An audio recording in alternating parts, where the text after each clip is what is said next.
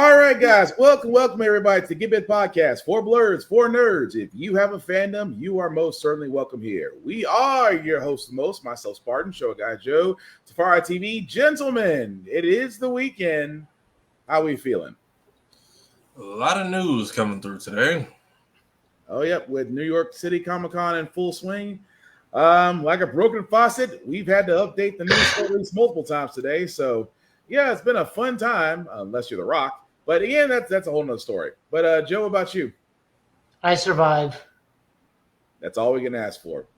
That's all we can ask for. So as you can see, guys, we are a little bit on the leveled up side, but we do try to watch our language, but words do fly. At the same time, we do show trailers of movies and video games. Some might be too intense for younger viewers, so viewer discretion is advised. Aside from that, welcome. So how do we start? Well, start with some news straight out of New York City Comic Con. Especially involving the Teenage Mutant Ninja Turtles. We actually got to see a lot of things from them, but first, we're going to start with their holiday movie, Chrome Alone 2. And again, it looks interesting, but here we go. It's the holiday. Hey, does anyone know what they're getting Splinter? I made him this mug. Oh my God, maybe don't give him that. Hey, here, I'll just ask ChatGPT. What does a rat dad want? Huh. Laser hair removal. Yeah, good one, ChatGPT. All right, don't blame AI. It's only as good as its prompts. Wait, guys, what is that? Uh-oh, Chrome Dome is attacking the city on Tubular. I love destruction. Watch out, baddies. Here comes the radical reptile. Is that supposed to be us? And Mark. Does my head look like a raisin to you guys? Why do I have so many fingers? Speak for yourself. I look awesome. What? They stole my move. Toy just not weird. We're all about bashing baddies and eating cheeseburgers. Authentic Imitations Toy Company, Newark, New Jersey. This can't be a coincidence, right? If someone is making money off this, it should be us. I can't believe I'm about to say this, but we're going to Jersey.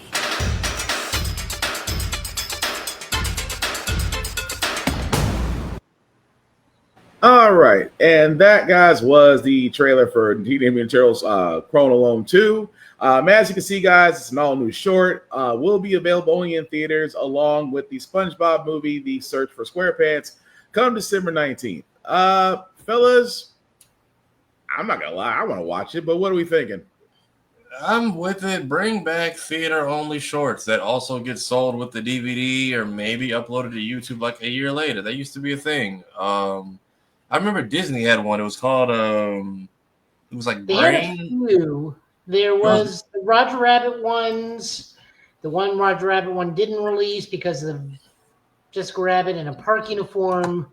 Uh-huh. Then there was that one where Mickey gets his mind swapped and becomes. That's the one I was going for. That brain craze and becomes feral, and I completely forgot. That's where Julius, which is like a feral version of Pete, and they turned him into a secret boss for Kingdom Hearts Dream Drop Distance, and he actually is like one of the harder bosses to fight. But but like it turns Mickey like evil for a second, and then Mickey apparently was like scaring kids. Because like They've never released it. They have never released it. You gotta find like some sort of weird pirated version. Yeah, apparently, like they had a theater run, and apparently it did not test well with children. And they were like, "Yeah, lock that shit in the vault." People have posted it over the years. So I was gonna say probably scared the crap out of children because an evil Mickey is probably not what they wanted to see. But we do actually have some more information on this because if you thought the toys were messed up, thanks to Joe has found out that those toys are going to be for sale. Yes. What are you gonna say, Joe? They are for pre-order. They have already sold out. Wow. Over at Target. So these ugly ass things are already sold out on pre-order. So the Tubular Tortoise Karate Warriors. Wow. I got no words. I guess people want to collect it. I guess. Wow. I got nothing for this. You want to collect also something? I noticed in this trailer and also in the next trailer we're looking at, the one that hit puberty the hardest is Donatello. I was gonna say, like, I feel like the boys are still in puberty. Yeah. But I mean, like, everyone sounds the same except Donatello. You can tell his was the first voice to drop.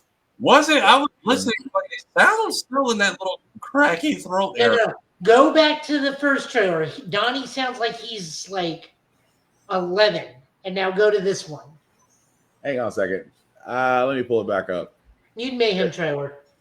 Also, everybody's like pissing on Donnie using AI, and like he literally says it's not smarter than me. Like it's. He said it's only as good as its Prompts. As its prompts. Yeah. Hang on a second. Let me see if I can get back to it, so that way let's see something here. Does anyone know what they're getting Splinter? I made him this mug. Oh my god, that My seems like Just an ask AA. ChatGPT. What does a rat dad want? Huh. Laser hair removal. Yeah, good one, ChatGPT. All right, don't blame AI. It's only as good as its prompts. I don't know. Okay, Go to the Mayhem trailer. Oh, okay, gotcha. All right. So that's this, and now the new one. No, not the new one. Go to the first trailer. Oh, you want to talk about oh, that's gonna take me a second. Very quickly. Also on double. That's gonna take me one. So you want the first Mutant Mayhem trailer? Yeah, because Donnie's voice. All right. 1 second. Let's see. Okay, I think I got it. Okay, think I got it. Oh, shoot, that's not what I want. There we go. All right, here we go. I'm awesome. Boys, where have you been? We're just running errands. That's it? Look, we're really sorry, Splinter. Some of the guys wanted to get pizza, and I tried to talk them out of it. You ratted us out. Hey, don't use that word that way. I mean, 2023. Sorry, Dad. Hey, guys, if we weren't monsters that were shunned by society and we could do what we wanted, what would you guys do? Go to high school. Maybe get a girlfriend. Can you imagine that? Not likely. I mean, he's got a point. He got a point. I'll give you that. He's got a point. Well, I mean, at first when we first met them, they were going to be a little on the young side, so I guess they're trying to show they're growing up. I mean, I can see what Joe is talking about, but I don't know. But let's. My Donnie tells his voice like really changed. Yeah, I can see that. My doubled. Yeah, I can see that. I mean, from the Mayhem to Chrome Alone. Doubled. Oh, okay. I'm still muted. Boop. Nope. Now I'm good. Okay, we're good. Yeah, I can hear it with him. I think he was the youngest one, like of the voice cast as well. I do like that we are. Also, give us more in between shit. Like, it doesn't have to be a full fledged project, but stuff that like shows some continuity. Because I did like the movie basically being like, hey, they're just out in the open now, and apparently the show, I haven't seen it, does a good job of continuing it. Yeah. I just started watching, was it Rise of the TMNT? Because I think it just hit Netflix. Yeah. Real heavy on the mystical stuff with that show. It's actually really good. That was Last Incarnation. Yeah, and then we got this one, which now has a cartoon spinoff, which has a different voice cast. Mm-hmm. But everybody does a good job of filling in when they need to. And again, this is like our third Black April. What are y'all upset about? But yeah, I'm curious to see how the Ninja Turtles tackle copyright infringement, because I think the Avengers lost that fight already. Pretty much. But that's actually going into our next trailer, which is the Tales of the Teenage Mutant Ninja Turtles for season 2. I think this is on Nickelodeon. Yes, this will be on Paramount.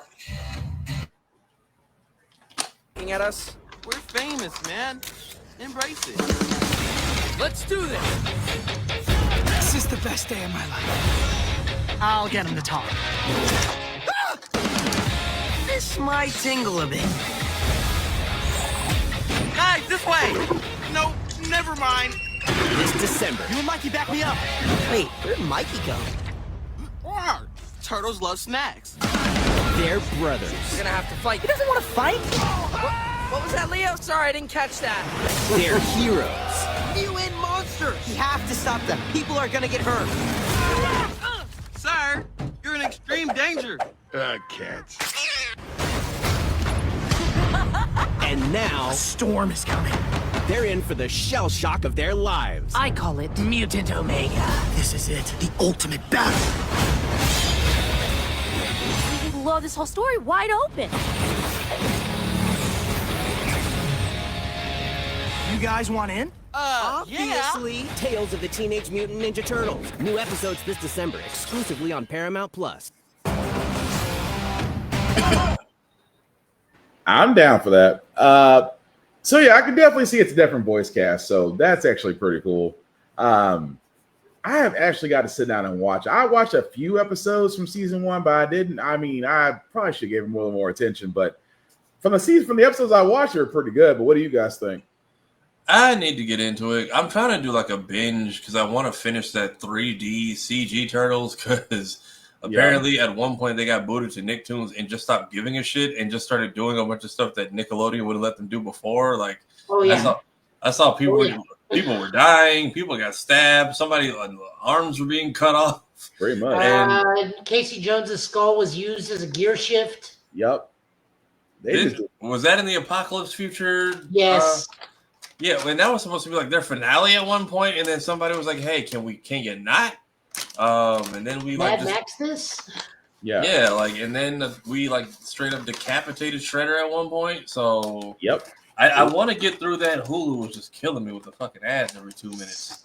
So I noticed in this trailer that both Bebop, Rocksteady, Tokar, and Razor are in this season. Mm-hmm. And they're in the movie, so it's just, I'm wondering because I see the glowing eyes. I'm wondering if something has made them turn. Because at the end of the movie, it's just a mutant family of like 20 people now. Right. Well, we didn't have Tokar or Razor. We did have Bebop and Rocksteady. Okay. So it's gonna interesting that we've gone this long and we still have no Shredder. So props to them on that. Well, I mean that's what I'm saying. And putting the Turtles out in the open and endgaming Shredder is a move that we've had available. We just didn't know it until someone finally did it. So props to Seth Rogen and whatever weed he's been sold. I mean that he's usually get the premium stuff, but anyway, He's banned from hosting the Oscars. Yeah, pretty much. Wait, is he? Yes. Yeah, because what he made like a COVID joke, and that got him like banned from hosting the Oscars. Yeah, but this was like at an award show. This was just something he said like on stage and stand up in general. Something he said in passing because it wasn't at an award show. I think someone happened to just catch it, and then it kind of got lights on from there. Oh my God, get over yourselves, you people, and everyone angry at the Joe Rogan podcast. Fuck off. Right. But the other news that we do have for TMNT Ninja Turtles is that they are having their own. They're getting their own card game as far as cards in Magic the Gathering, and you bet some people are ticked off. And well, let me first show it. So Joe can probably explain better than I can. I can see one reason why they're ticked off, but Joe, why is it that a certain select few of the Magic the Gathering community is a little bit perturbed? Pretty much they're just really tired of Universes Beyond, which is the loaned IP set, or loaned IP to make a set or commander decks, is encroaching on standard Magic. In fact, like this year alone, we have more Universes Beyond sets than we do standard Magic sets. And people are starting to see it as excessive, even though at this point, Universes Beyond is almost single-handedly propping up Hasbro's gaming division for the money it brings in, because we just got done with Spider-Man. In December, we're getting Avatar: The Last Airbender. Then we're getting this, then a Magic set, or we get a Magic set, another Magic set, Marvel Superheroes, Lord of the Rings, another Magic set, Star Trek, and then another Magic set. So there's like 4 Universe Beyond sets set for 2026 and only 3 standard Magic sets. So people are getting tired. And also the other reason why people don't like the Turtles, April withstanding, we'll get to that in a moment. No good. Is that we now have 2 sets almost back to back, like it goes Spider-Man, Avatar: The Last Airbender, Lorwyn something or other remastered or Lorwyn rewritten, a standard Magic set, then Turtles. Gotcha. So we only get 2 sets, and then the next 2, and then the set after it is another set based out in New York, which I don't understand the hate. I do get fatigue. I do get that Magic people want Magic back in their Magic. That is perfectly fine. I get that. You can make an excuse for Final Fantasy belonging within Magic the Gathering because that is very much a fantasy-based thing. You can also make that same excuse for Avatar because magical realm, people with abilities, mystical, fantastical creatures, a great evil they got to fight against, some sort of doom prophecy they got to stop. Very Magic the Gathering. Spider-Man, not so much. Turtles, not so much. Marvel superheroes, depending on what Marvel superheroes we're looking at, maybe not so much. But wouldn't that also be? But wouldn't that also be an argument that eventually games do have to be? Because I would be on the other side of, wouldn't games have to evolve to where you do have these certain realms that could be introduced in Magic the Gathering? I mean, isn't that kind of the whole point? But it should be at a minimum. It shouldn't be the side product should not be outproducing the main product. But is it only because people are, you're bringing more fandoms into it because their fandoms are now included? So then you're running into the scenario of people are not actually getting into Magic to play Magic. They're getting into Magic the same way people are getting into Pokemon. No one's playing Pokemon. True. Like, not a lot of people are playing Pokemon. They're doing it solely for status. Because of influencers and whatnot, going like, hey, I got this $20,000 Charizard. No, I get that part, but I'm just saying that, for a lot of people, it could take something that actually brings them to the Magic. Like, for example, they're not bringing them to the Magic. They're just bringing them to the sets that will make them the most money on the secondary market without actually playing the game. Right, which I can see that argument too. But you might actually have some that actually may look at that and go, oh, there's other decks out here besides Final Fantasy or others. They actually might get involved. Yes. I will concede to that, but at the same time, I feel, and I don't really play Magic a lot, but I will say I play Magic, but I do not play it to the extent I do my other card games. I will concede. The biggest point I'm trying to make is that your off-brand IP is outnumbering your in-game IP. That I can see. Larger scale. Like, realistically, I think the acceptable amount should be 4 standard Magic sets and 2 Universe Beyond sets per year. And right now we're looking at 4 sets plus whatever's happening in winter. Okay. And we're only getting 3 standard sets. And 2 of those standard sets are not original sets. They are furthering a storyline from a previous set. So basically, Magic the Gathering is having a Call of Duty problem. Correct. Gotcha. Okay. We're literally waiting to just see Fortnite put in this. Okay, it's a Call of Duty problem. That I can understand. But I also, why I wouldn't bring this up was because, well, folks, again, arguing about April and other things going on, and I just got to bring this one up. Argue with the wall. Because my whole thing is this, and Joe has valid points. This is starting to feel like a Call of Duty moment, where if you play Call of Duty, it's the same game you're paying $60 for every year, and you're really not getting nothing new. But they're adding celebrities and whatnot into it, which Battlefield 6, by the way, when we played the trailer last Friday, was whoever's doing Battlefield 6's advertisements, you deserve a raise. That's all I'm saying. But the thing about it is, if you're that hurt over the fact that, certain aspects of the game, notwithstanding what Joe said, what Joe said was all the way logical, because and I fully agree with him that your fantasy product should not do your main product. Otherwise, you do have a Call of Duty problem. I will completely understand that. But if your issue is just the fact that you're still on this April as a black person, this was already thrown out that she was going to be a person of color in the original comic book. So she's either Afro-Latino or mixed. I forget which one. Well, either way, she's not, let go of the initial animated series. You will be okay. That is all we're saying. And sometimes embrace a little change. It won't hurt. But either way, I'm going, Joe. What are you gonna say? Or I'm sorry, or Tafari, were you talking? I didn't say anything. Okay, it might have been feedback on my part. But either way, guys, at least it's something that is being involved into Magic the Gathering, and more people are getting hooked onto that. So that makes me smile and makes me go pull out my old decks that are gathering dust somewhere in my parents' house. But moving right along, like I said, we did get a lot of news that did come out from New York City Comic Con, especially, and then some outside of Comic Con. We did get the final trailer for Predator's Badlands, and as we've been talking about over the last couple of months, this is a Predator movie that I'm looking forward to because it's a different story. If you haven't seen the final trailer, here it is.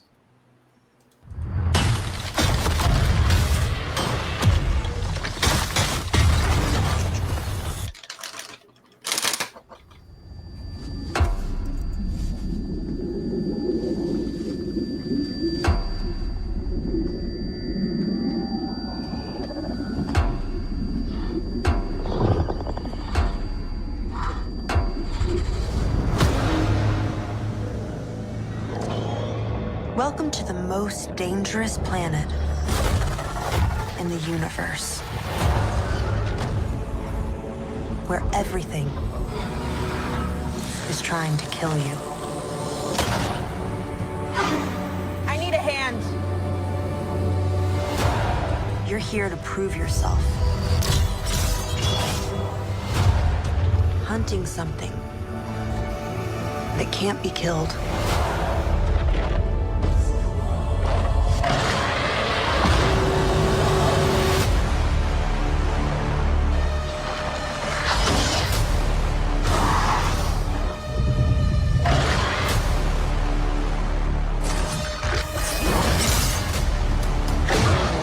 We might not be alone in this hunt.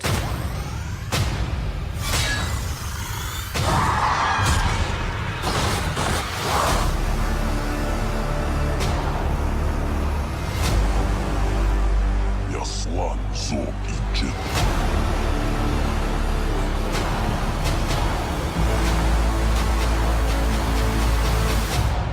Det Jetiul Naichish.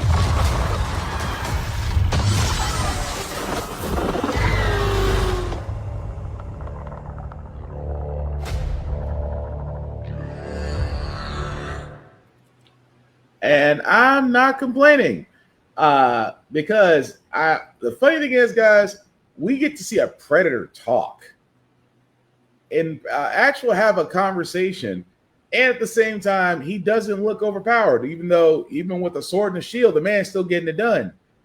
I got no more I can say about this except I want to watch it. But anything you guys want to add to it? I'm curious to how much further or time since Alien Earth this takes place.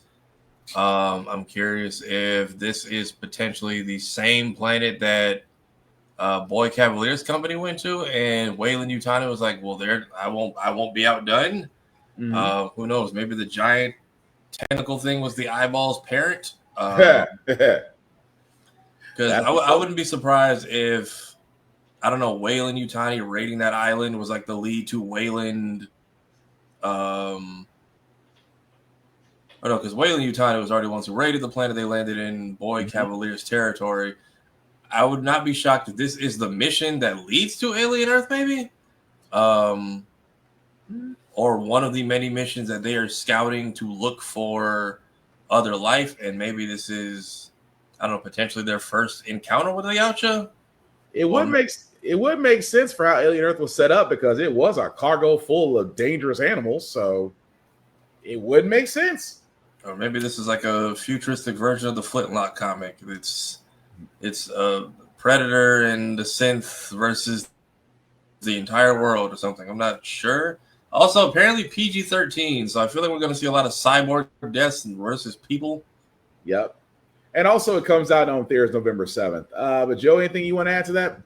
I mean, I'm really looking forward to it. I do like that the Predator Badlands Twitter has officially confirmed This is the old Dark Horse Predator comic character, Broken Tusk. This is his origin story. Okay. So they're even saying, hey, go, you can potentially win a copy of Alien vs. Predator Omnibus 1 with his 400 pages of Predator comic, mostly about Broken Tusk. So, there we go. We know that this is actually an origin story for a official Dark Horse comic character. Nice. And I still agree with Tafara. I think this might be what leads to Alien Earth because it does make sense. A planet of predators, and yet how did Alien Effect start? You got samples from somewhere, but you didn't say what planet.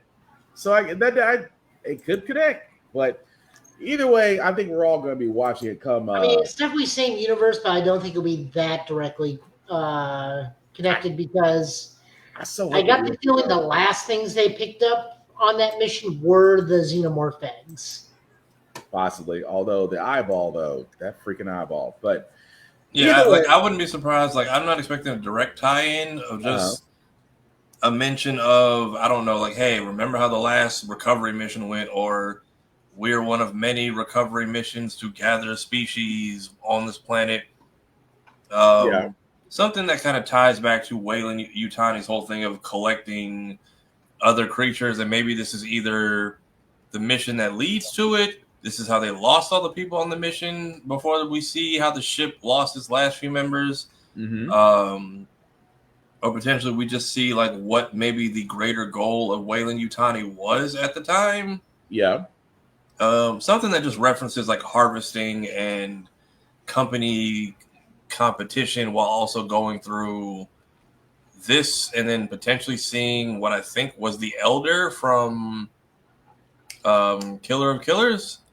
Yeah, the Elder, the gray-haired, the gray locks. Yeah. That's what I think too. I mean, it would make sense as far as as old as he is at the time of if we're staying in the correlation of the timeline, it would make sense that he would pop up there. But again, I'm looking forward to it come November 7th. I know Tafari and Joe are as well. Like I said, it's a Predator movie. I never thought I could actually say in 2025 I would be excited about a Predator movie, especially one that is different, which is all I freaking asked for. But that's neither here nor there. But speaking of things that are disappointments, gentlemen, have either one of y'all seen the Wonder Man teaser trailer from Comic-Con yet? I'm not mad at it because y'all had till November 1st before I started acting ass. I fully expected y'all to say nothing until a week before. But based on Ironheart, this is actually a very impressive earlier release date because until then, all we had was literally him saying reading for Wonder Man for the last 6 months. Joe, I didn't know it was released till like you said when we were starting the show. Okay, so I'm gonna leave it be because I got some thoughts on this, but I'm gonna play the trailer first. This was the teaser trailer from Comic-Con for Marvel Studios' Wonder Man. The entertainment world is stunned today when internationally celebrated and reclusive filmmaker Von Kovac sprung out of retirement to sign on for his first franchise film and remake of Wonder Man. Mr. Von Kovac, thank you so much for joining us. Yeah, thank you for that. And I know your question is, why one more superhero film? Yeah? Everyone is tired of superheroes. Why go see them in the cinema? Wonder Man spoke to me on a deep level. There is an opportunity to shock audiences. Holy to reimagine a whole genre of storytelling.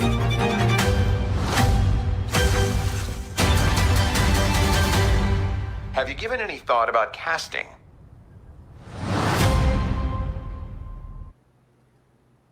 And yeah, that's it. That was the teaser trailer. Was that the original Wonder Man comic look they had with the throwback footage? Go back. Yep. Let me see. Hang on. That one and all of this. That's his 80s minus the jetpack. Yeah. Yeah, that's the original. Yeah, that's the 80s. No, that is not a. It is and it isn't. I don't remember the yellow diamond.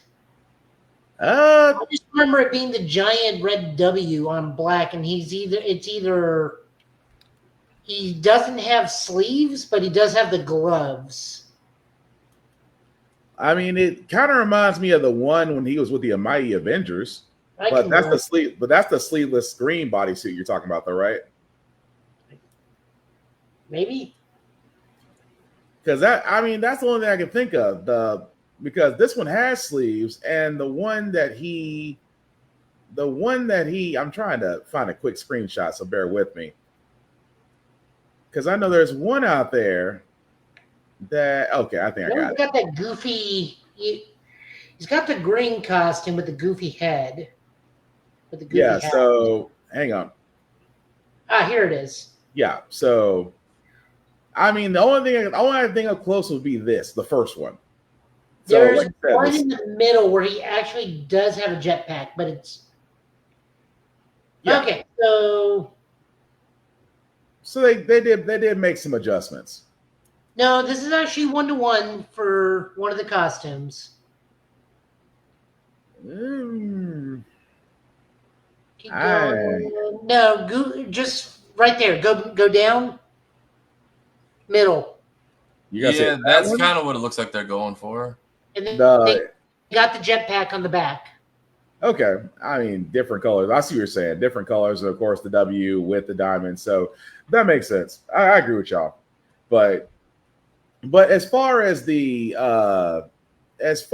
the trailer, I'm okay.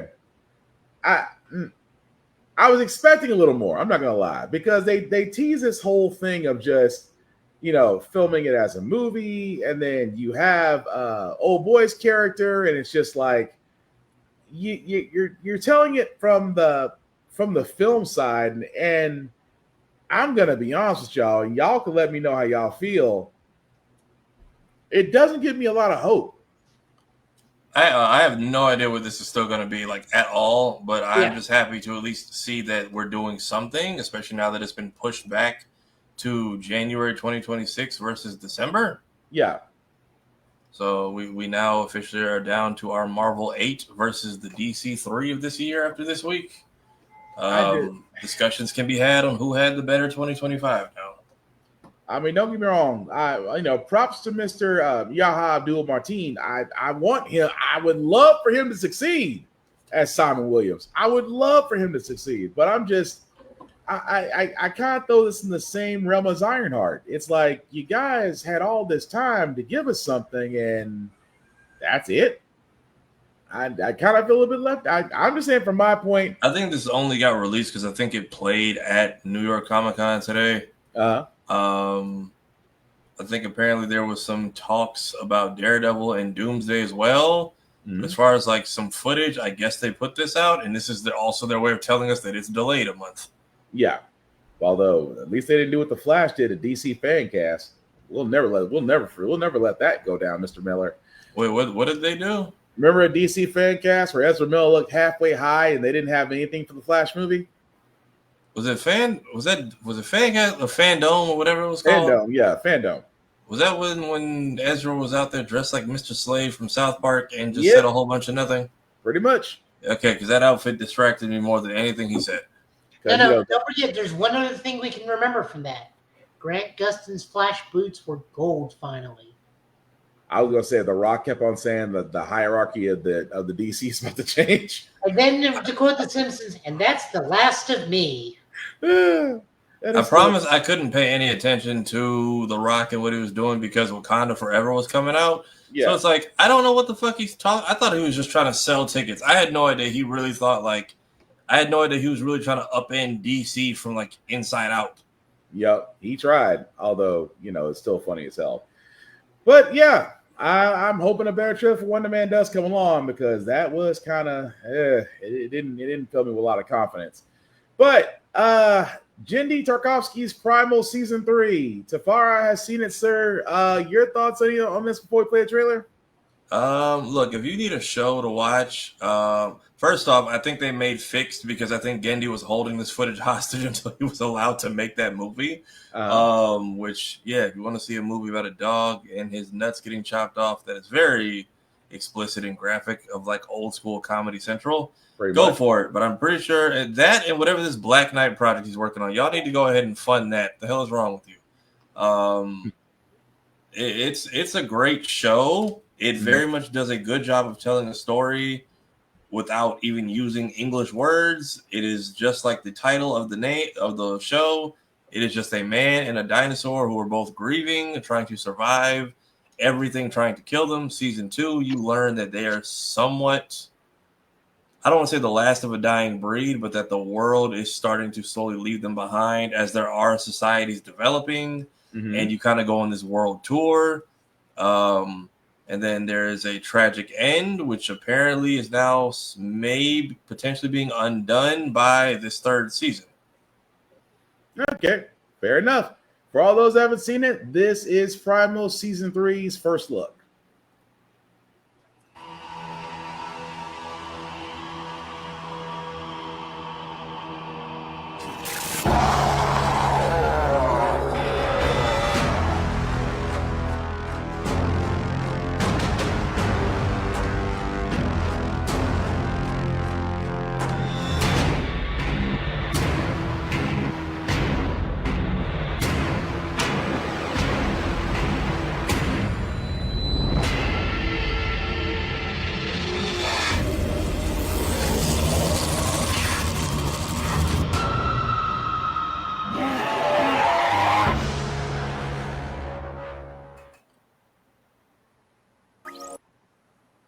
That was different. So that was the trailer for Primal Season 3. And yeah, I'm going to have to go back and actually give that a shot because, god dang, that's a big-ass fly. But it looks interesting. I'm going to have to go back and actually watch a few episodes. But anything you want to add to Tafara and Joe? So running theory is that we don't know how much time has passed since this character died. And we have seen that on his side of the planet, which is still kind of in its prehistoric phase, we've seen a zombie virus. We have seen witches that can possess people and potentially revive them or reshape them into children for them to raise. So what people are guessing is that something has he was buried in his homeland. Something has brought him back to life, and he is potentially on a quest to reclaim his body and then his soul so he can go back to the family that he never got to see. Because that's kind of how his story ended, was that he at least got to sacrifice himself, but he got to pass on his bloodline towards the end. Because basically him and the girl that he kind of falls for, they both they speak different languages. He talks through, I believe her language is like early Swahili, whereas he literally talks through like cave paintings. So, and that's kind of the cool part of the show, is watching them learn to understand each other, but through their own interpretations. Like at one point, the girl is kidnapped and you don't understand what she's saying, but she's literally, you can tell she's saying something important, but is like drawing it out with a stick in the sand. And it just shows like, hey, I used to be over here, and there were these horned people, which were the Vikings. And she's like, they came in and they were violent. And next thing I know, we were taken on these ships. A bunch of us didn't escape. And you could see that he's actually like following it. Whereas at the same time, he kind of, I think his culture is like, there's a scene where he's writing out kind of his story in like cave paintings at their new home. And she kind of sees that like, oh, so he started off with a family and like a tribe, and little by little, it's now just him. And like at the end of the painting, he draws like the girl, her village, the dinosaur, but then he's off like by himself. So it's a lot of like, they don't speak a human word, but they make it so easy to follow the story. And then there's just some nightmarish shit. Like this is Samurai Jack's final season, but the carnage is turned up to 10. I forget what dinosaur is the Littlefoot again? The Land of Time Forgot? The long necks, yeah. The Land Before Time? Yeah, Littlefoot, his whole family. Yeah, the Brontosaurus. So yeah, there's which is apparently one of the more docile or peaceful of the prehistoric era. There's like an episode where like this virus is like body jumping from little dinosaur to big dinosaur to big, and it takes over one of them and it turns it into like the most violent and terrifying thing ever because these are normally such a passive creature. And these two, who normally just kill anything that move, are now like running from this thing. Gotcha. So Primal is great. I don't know what this third season is going to be. I don't know if our rest of our cast will be in it, unfortunately, but I'm glad this show isn't just dying off. Gotcha. Joe, anything you want to add to that before we move on? I've never seen it. I think you both should watch it. I very much think y'all would like it. Okay. Outside of one Atlanta season 3-esque episode that has nothing to do with the plot, where they just jump to like early, we'll say like 1930s Europe for no reason other than that. Pretty straightforward. It is about a man and a dino trying to survive, and then slight colonialization and more carnage and savagery. Well, I'm good with that. My sister watches this though. I'll have to ask her. I got time to watch it because Amazon killed two of my favorite shows that I just got into that I'm kind of disappointed about. Wait, which ones got the boot this time? Countdown and Butterfly. Damn. Both of those are not renewed for season 2 as of today, which sucks. You guys will like season 1, season 2 when you meet the Vikings. That shit is intense. Gotcha. Well, I definitely add that to my watch list. But we do have some video game trailers to talk about. Joe, Battlesuit Aces. Before I play the trailer, you want to let people know about it, or play the trailer first? We'll play the trailer about it. Gotcha.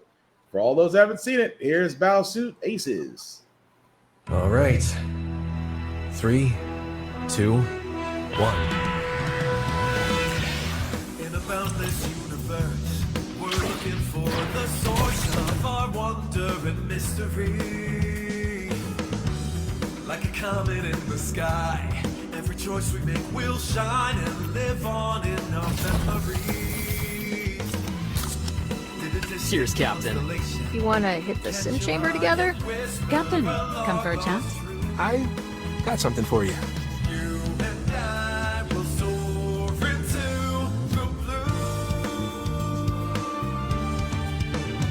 That's the biggest frenzy I've ever seen.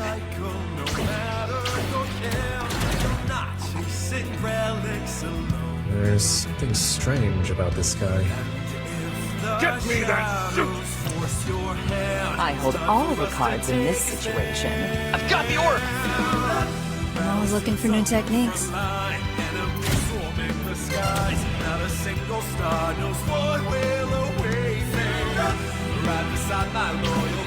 Welcome to the crew.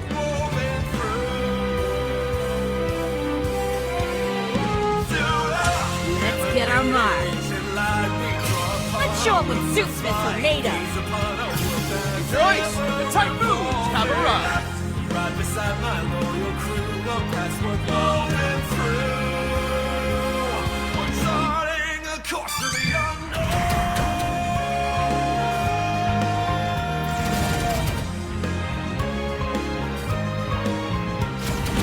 This is it. Hold position. Be ready for anything. Battlesuit Aces. Okay. That was a trailer for Battlesuit Aces. I cannot. This is. I've played something similar to this, and it's bugging me. It's called Battle Chefs. No, that not the one I'm thinking of. It's. I mean, don't get me wrong. This looks freaking beautiful. I would actually give this a shot. It's just bugging me because I know there's a game I played a long time. Well, not that long ago, 5-6 years ago. I played that. It's just like this. Well, not like this as far as the form. I mean, the format, yes, but not with the kind of the Mass Effect decision making world building kind of thing. But that's gonna bug me. But no, I got no complaints. This looks great. Battlesuit Aces. This is available on PS5, Steam, and Nintendo Switch. I'm surprised it's not on Switch 2 yet. But Joey, anything else more you want to add to it? Hey, Garrett. So this is pretty much a visual novel where all the conflict plays out in a card game where all the pilots, all the mechs and pilots are your trading cards, and then you just like do your stuff there. That's really as much as I know. I do believe it's fully voice acted and whatnot. I will probably see how much it is, and this be like my one big purchase this paycheck. If it's like not bank breaking, I'm not buying it if it's $70. But still, so if it is a little bit more expensive, definitely this is going to be a down the road purchase. There's already a lot of stuff out in October I want to get that I probably can't, because remember we still got that mech bounty hunting game coming out next week too. Okay. Safari, anything you want to add to Battlesuit Aces? No, I think it's cool to see like a mech game kind of focus more around like card-based stuff. So, I mean, we got enough looters and shooters and mission-based things. It's a nice change to what we've got so far, which clearly still has a decent story to tell. Gotcha.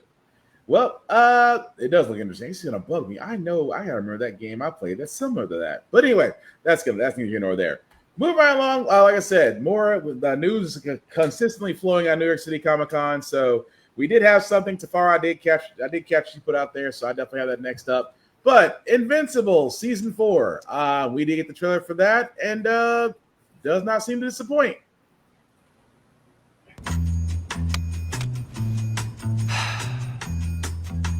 Please tell me you're not going to eat that. Huh? No, of course not. I'm just taking in the ambiance. Ambiance? Yeah. I love this place. Said no one ever. How dare you? Why are we here, Mark? Okay, 2 reasons. 1, it's the place where I tell everyone when I'm gonna be back in action, right? And 2, because I'm starving, since I just like single-handedly saved the Earth twice in the last 2 weeks. Hey, don't. Can you believe people used to complain that I could never win a fight? What people? You know. I really don't. My friend. What was that? My fans. Your what? My fans, okay? What fans? But they sure don't say that anymore, because first, I sent all those other me's packing. Get out of here, you handsome guys, I said. And then when they didn't leave, I threw their thick, muscly buns right off my planet. I'm pretty sure everyone else did that. There were like 30 of us out there. And then I beat up Angstrom. Find a dimension where you're not a loser, I said, except that doesn't exist. I really don't think you said that. And then, this is the big one. This guy, I'm pointing at me, this guy kicked Conquest's ass. You remember that? Boom. But did you? I mean, did you? Yeah. I mean, also turns out he was just very lonely. That factored in a little bit. He was missing all his skin, Mark. I wonder how that happened. You don't fight with your skin, Eve. Come on. Well, while you've been busy taking all the credit, some of us have been busy getting ready for what's next. Busy doing what? Well, busy writing, designing, storyboarding, voice acting, stop, cut. That's my thing. Only I get to handle those. Like you handled Conquest? He was very strong for an old man. Okay, then. Finish it off. Finish off what? Whatever this is that we're doing. This is my first time. I can't believe you let Alan and Cecil do this before me. Right, okay, can you do the card now? Do the card now! Is it supposed to be blank? This kind of stuff, it's not really... Eve, maybe you could... You're so lucky we're dating now. Hey, could you make me a new burger too, please? Extra cheese with the pickles. Maybe 1 pickle. You know, that Mohawk version of you is looking better and better. Wow, look at that. Check out the date. It's so soon. Get those Where's Season 5 William memes ready. Or don't, actually. I mean, enough is enough, am I right? Seriously, though, get excited. Season 4 is nuts. Hey, maybe you win another fight. Yeah, or 2. Or all of them. Maybe I win all the fights.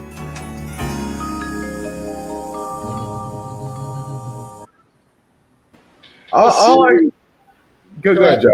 Go ahead. Whenever the thing happens. Yep. That event is coming up. I'm curious. I feel like they're gonna shy away from it because now that I've seen Invincible to this point, how the fuck did nobody step in for that?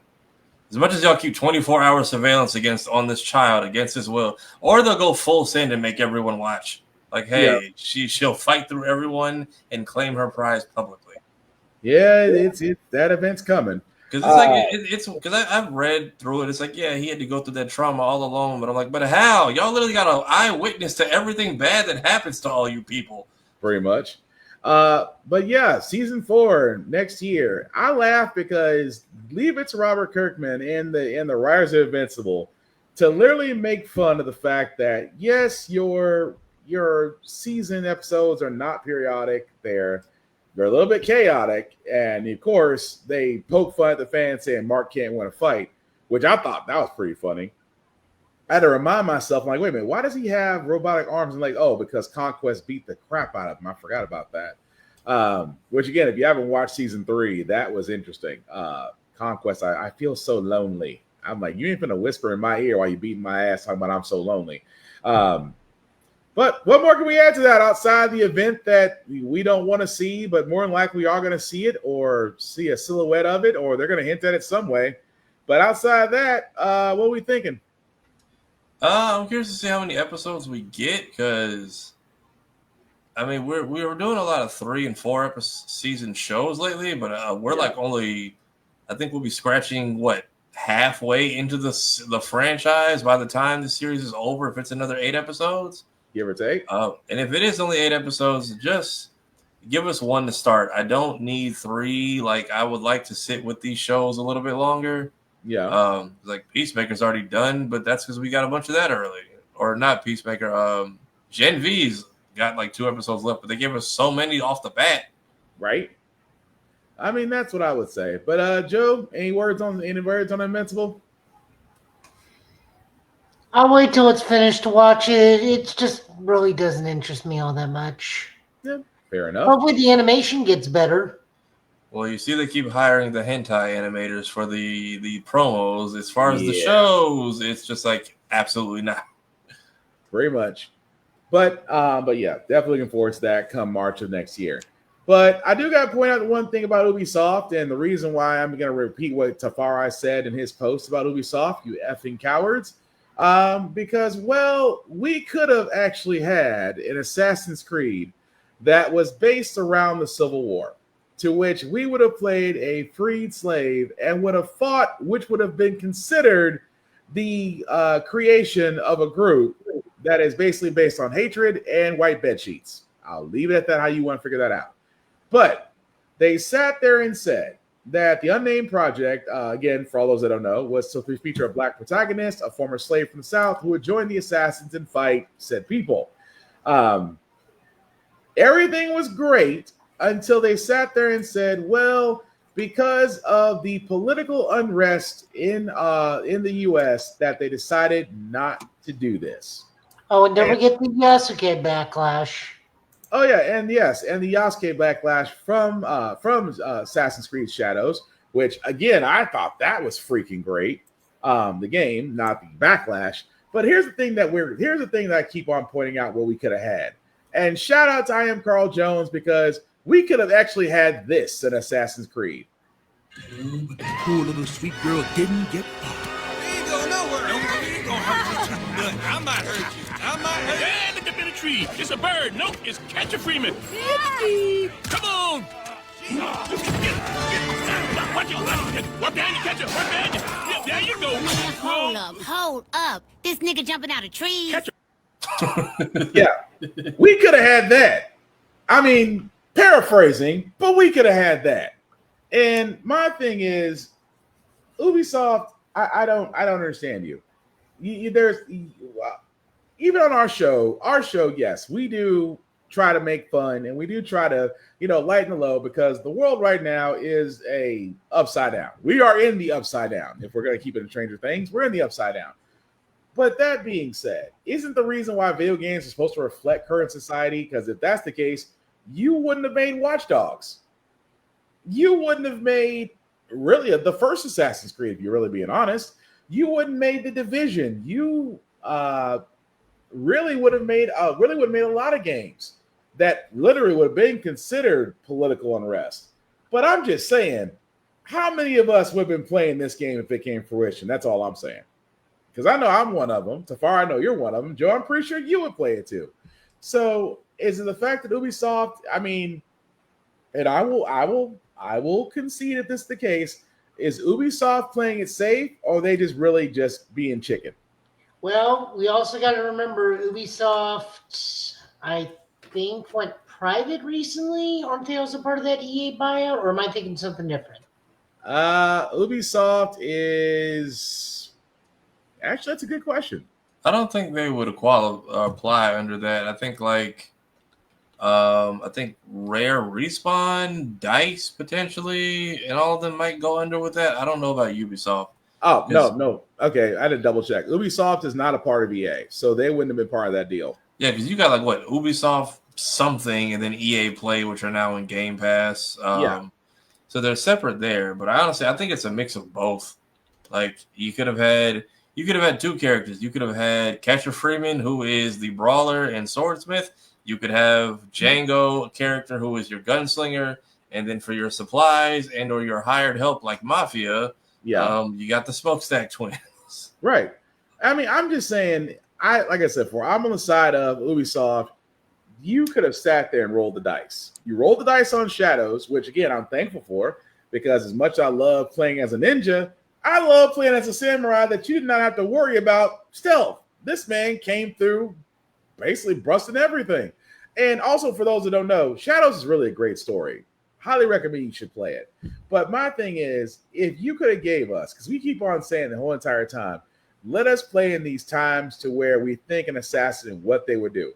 Because I know a lot of people are saying, but y'all guys had that. You had it in Freedom Cry. Yes, we had it as a DLC of Black Flag. Not to knock Freedom Cry. It was great. Also, and for all who don't remember, there was a previous one that was following Unity. I forgot it was either called Liberation or something else. It was Freedom Cry, I think. Oh, that was Black Flag. Yeah, but the one that was following Unity because it was French. I want to say it was Liberation, but I could be wrong. Because it had a female assassin protagonist. And I cannot think. I want to say it was Liberation, but I could be wrong. Was it one of the side-scrolling ones, or No. It was a DLC. I just can't honestly think of what that woman's name was, because again, that was one where it didn't get a lot of backlash, but it wasn't. It was Liberation. Okay, I was right. Okay, it was the Liberation DLC for Black Flag. Yeah, it was Black Flag. Sorry. So yeah. So my thing is, again, you could have. I'm just saying, Ubisoft. To make a long story short, you could have made the game, and I think it would have been accepted a lot better than what you guys give it credit for. But Tafari, Joe, anything else y'all want to add to that? Man, make the game. The people you're afraid of pissing off will be the main ones talking about it more than the people it's made for at this point. Like we know Grums and Asmongold and all these people who can't seem to just focus on anything they actually like will be the first ones talking about it. Very much. If anything, I think all the bullshit is what helped Assassin's Creed Shadows actually sell well. Exactly. And yeah, people, I still haven't played 4. I have it on my Xbox, but I heard the Freedom Cry DLC was great. It was.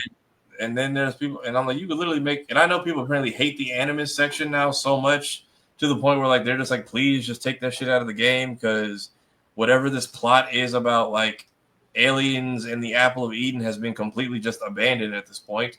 Mm-hmm. So I'm like, you could easily circle that all back in about a person learning about their warrior ancestors' roots and connecting in real time. And there's so many places you could go with that. Yeah. Upset with, we trying to kill Nazis? Switch it up. Make it the Klan. And it worked for Mafia 3. You guys will be fine. I mean, at the same time, nobody complained in Mafia 3 about taking out the Klan or Red Dead Redemption. I mean, we had no problem doing it then. But I'm just saying. But I'll leave it be. I'm just saying, Ubisoft, you could have gave us this. That's all I'm saying. But also moving on again, another video game news that did come out. Claire Obscure, Expedition 33, Sandfall Interactive, the people behind Expedition 33, have let us know that very soon that there will be a DLC update that will be free to the public. It will basically have new enemies, a new dungeon, a new boss, keep in mind it is free. Fellas, when's the last time we heard a DLC was giving us all this for free? It's been a while. I know it has for me. I know Sonic Frontiers gave us a lot of stuff for free, but other than that, that's the last I heard of it. Because the last time I saw a free update for anything, it was maybe Gears of War. I want to say Gears 5 maybe had some free DLCs, but that was all expansion packs. But yes, for all those that play Clair Obscur, including you, Kira, I know you gave it your best shot, and I appreciate it. Immediately turns around here and free. Yeah, it's when it comes out, it will be free. But again, if you haven't played Clair Obscur, I highly recommend it. It is very immersive. It is a twist on turn-based gaming. If you get good at dodging or get good at parrying, you're gonna love it. But the story itself is great. I'm not gonna spoil it because people are divided on the ending because there's multiple endings that you can go on. I'm not gonna say on any of those. So again, once you get to that part, you'll know what I'm talking about. Oh, we all canceled our Game Pass, Kira. We all did. Especially was that a Game Pass title? Yep, that was a day one exclusive. Hey, look, mine. I play Little Nightmares next Monday, and then I cancel mine on the 19th. It's on my calendar. Yeah, or I'm downgrading to just the $9.99 tier. I will, whenever I get Battlefield, I'll be online with y'all. That's it. I mean, at this I'll point, never cancel mine. I can't see it For good reason. Well, I understand. I mean, like I said, it's just from my point. It's wait, what's make you keep yours? I don't have an Xbox to begin with, so I have no reason to cancel. Okay, I was gonna say because you don't have one, but I'm like maybe he wants to do his own punchline. Yeah, I would just sit there and just say, like I said, Game Pass, which again we talked about last week, where Microsoft has just gotten greedy. But again, shout out to Sandfall Interactive, and also with Clair Obscur. We will let you guys know when that DLC will be out. No word on that yet, as that news just came out today. But one more before we get to our television reviews and anime, because we do have 2 anime trailers that we wouldn't always want to talk about. This actually came out. Joe actually found this yesterday, if I'm right, about Batman. Batman Nightfall. Warner Bros. Animation will be doing a multi-part animated film adaptation of the run. This was announced at Comic-Con, and I'm going to be honest, I dig it. But for Joe, for all those that don't know, could you give a brief synopsis on what Batman Nightfall was about? We introduce Bane. We break Batman's back. Jean-Paul Vallée comes in as a replacement for Batman, becomes Cybertech Batman. Then he becomes the problem, and then Bruce comes back. Yep, and that's pretty much. This was the big story of the 90s. This was the big. So this is one of the 3 big stories that happened in DC in the 90s. It was, 2, really. No, 3. We had the destruction of Coast City. We had the death and return of Superman. Those are the big 3. It's death and return of Superman and Batman Nightfall. This is where DC removed Superman and replaced him with the 4 Superman. Yeah. And this is where Batman got replaced with Jean-Paul Vallée, who is Azrael now. Right. But he is now Batman. But he is that extreme armored 90s Batman. Yeah. Kind of like what Absolute Batman is based off of. But this is also where Bane is first introduced. Yeah. So, again, one of my favorite stories. I'm all for it. Warner Bros. Animation doesn't usually get it wrong. Once in a while. I mean, depending on how you feel about Batman Aztec says otherwise. I was gonna say, has anyone watched it yet? Because I've seen advertisements. I don't know anyone who's watched it. I'm not gonna watch it. It's not like Yakuza or Mark of the Ninja. At least there's a little bit of consideration. Batman is fantastic. That's what I'm saying. There's consideration. Aztec Batman, no. No. I'm sorry. I can't because because I'm a Batman fan, I'm already biased. But no, just no. There's nothing I can say to that except no. But yeah, we will let you guys know about Nightfall adaptations, when they're going to occur, when they're coming out. Again, looking forward to it. If, like I said before, Warner Bros. Animation, they don't get them all right, but that Aztec Batman, it could have been buried a long ass time ago. That's all I'm saying.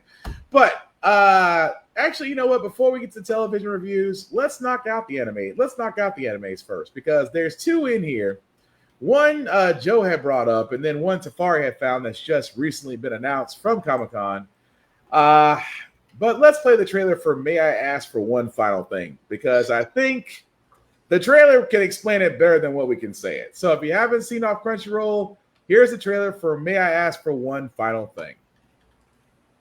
私は子供の頃からとにかく人を殴るのが好きでした。最後に一つだけお願いしてもよろしいでしょうか。金か宝石かそれとも全員ぶっ飛ばしても構いませんわね。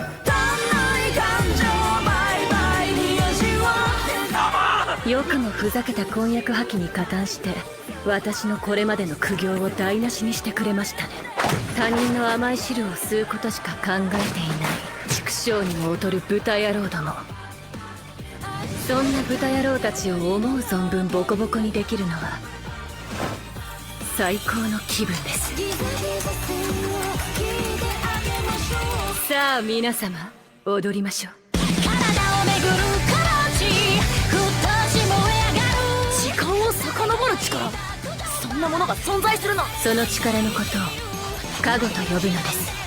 お前は私が今まで見てきた中でもこいつが僕たち姫スカーレット最も面白い珍獣だからな。オークションの目玉商品はこいつに決まりだ。おつむの弱いバカなペットにはこの私が直々にお仕置きをしてあげましょう。ダメだ、胃が痛い。悪徳貴族の方々は私のお肉。お肉の横取りは許しません。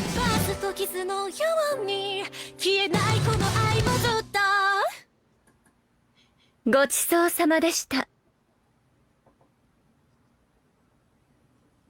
All right, so that was the trailer for May I Ask for One Final Thing. As you can see, broadcast is already looks like it's already begun October 3rd, 7 days ago, in Tokyo. Actually, is it will be coming soon to Crunchyroll very soon. No, it's already on there. Episode 3 is already up. Oh, sweet. So sorry about that. So yes, already available on Crunchyroll. I'm digging it. A princess with hands and the ability to control time. I'm digging it. I'll give it a shot. But Tafara, Joe, what do y'all guys? I know Joe's on board, but Tafara, what about you? So is this just Bridgerton, but I'm boxing everyone for my freedom? Yes. Okay. Although Kira, if you're watching, this would be an anime that's right up your alley because you are a Bridgerton fan. But yeah, so go ahead, Joe. She gets betrothed to the second crown prince who treats her like shit. Mm-hmm. Okay. At their big engagement thing, he announces, "Fuck you, I am hooking up with this chick." And the Scarlet is like, "Cool. One more thing, since we're no longer married, I then just puts on the gloves like, I'm gonna knock her bitch ass out." Damn. And just like hauls off and just like punches the shit out of the pink hair girl. Then proceeds to beat the shit out of the entire ballroom. This sounds like a Steve Harvey Strawberry Letter. If anybody ever used to listen to those radio shows back in the day. Wow. She also doesn't like the older brother either, because the older brother just finds her fascinating and is kind of like, I'm just going to watch and study you. And she doesn't throw hands with him, but she's also beyond annoyed with his fascination. It's not anything like lewd or anything. He just finds her fascinating, just wants to watch what happens. Gotcha. Of a cause and effect thing. Yeah. The one I feel the worst for in this entire thing is Scarlett's poor older brother, Leonardo, who just has they just got tired of calling you the whatever her former nickname was, and now you have a new one. Dang. Okay, I actually have to go back and go watch this. That looks like it's going to be interesting. But you said, Joe, it's already on Crunchyroll. It's already up 3 episodes. Yeah, it's in October 3rd, so yeah, it's got to be on at least 2 episodes out by now. Yeah. I think they did like a 2-episode premiere or something, or is this an extra long first episode? It's like a lot happened. Okay, cool. I gotta keep that in mind. But the other trailer that we do have that just got released, the English dub trailer for Rooster Fighter. I'm not gonna lie, I kind of forgot about this. Apparently, this just came out today, and I was just like, I caught it because this is honestly the first video I've seen where the companies actually use this collab feature that YouTube has been rolling out. So it's Viz Media and Adult Swim. If you look at the actual like upload information. Oh, interesting. Well, let's go ahead and play the trailer because, like I said, I completely forgot about this. But for everybody else, this is Rooster Fighter.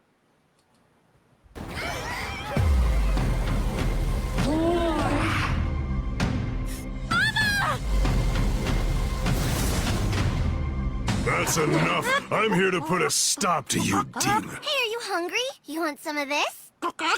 It's yummy fried chicken. You're gonna love it. Fried what? Is she for real? That rooster, who is he? Could this rooster embody the word duty? Don't follow me. I hate kids, and you're just another brat. I'm gonna give that bird a piece of my mind. You haven't changed at all, KG. I'll kill you! Livestock is actually challenging me to a fight. This'll be fun. Everything lies with that demon son of a bitch. The weaker, the better. It makes my crown curl. Endeavor?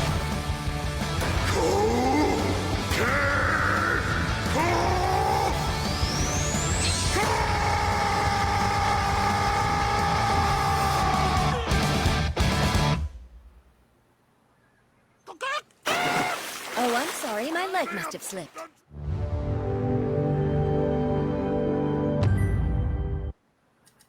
I got no words. I'm sorry. I got no words. I'm watching it. I'm definitely watching it, but just, dude, I kind of agree with Tafara. Did he just literally just do a prominence burn? Prominence burn with a not plus ultra scream, and I'm just like, that is the same voice actor, right? I think it is. Yeah. I'm just I like, never listened to the American dub. Oh, you watched the dub for My Hero? I think it is the same. I think it is the same voice actor. It is an Endeavor if he was reincarnated into a rooster. I'm just wow. I'm just happy it's coming out next year because, like I said, I completely forgot about this. I didn't think it was ever coming out. But what do we think? I mean, outside of me trying to find words, what about you guys? I watched it. It's very much seems like the type of kooky shit Adult Swim would invest in back in the day. So I also feel like you don't need to take this seriously at all. So if this is the turn your brain off show for spring, I'm okay with it. And yep, Patrick Seiss is the same guy who voiced the English dubs Endeavor in My Hero Academia. He will also be doing the main character in Rooster Fighter. So yeah, it's fire. You're right. Still, wow. I got nothing for that. Joe, anything else you want to add to Rooster Fighter? I mean, I'll give it a shot at the very least, just to like say I watched it. Oh, that's fair.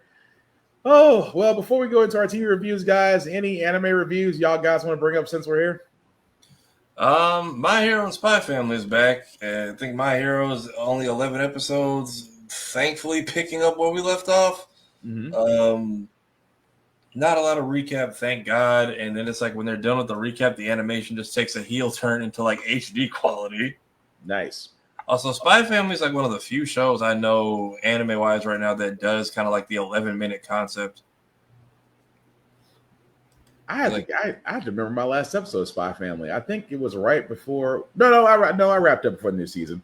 So yeah, I'm caught up. It was the movie and then the episode with the dog. I think season 1 was more episodic, and then season 2, I realized they're having like multi adventures inside like a 30-minute span, which I'm not mad at.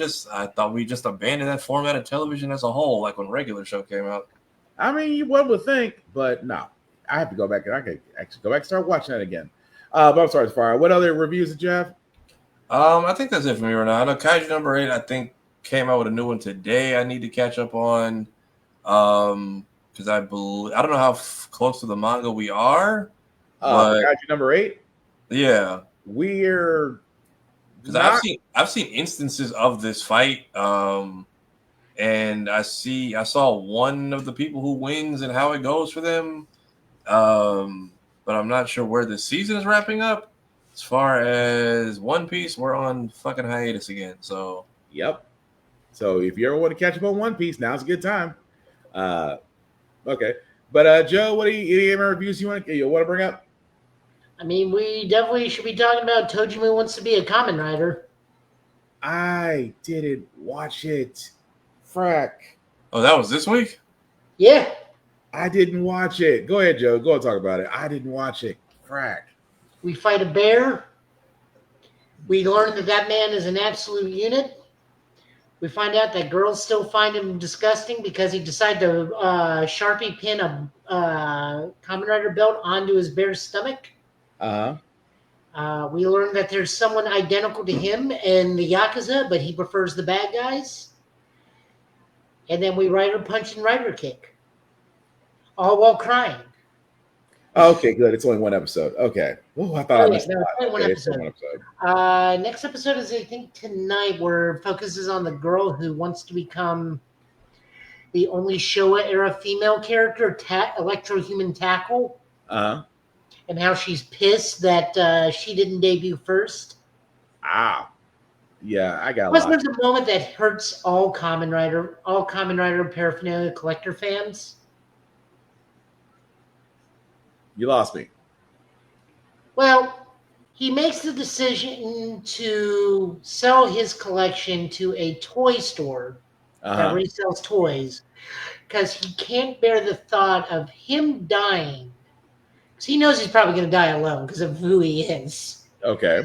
He doesn't want to die alone and his stuff go to complete strangers. He'd rather it be sold to people that will take care and love what it is.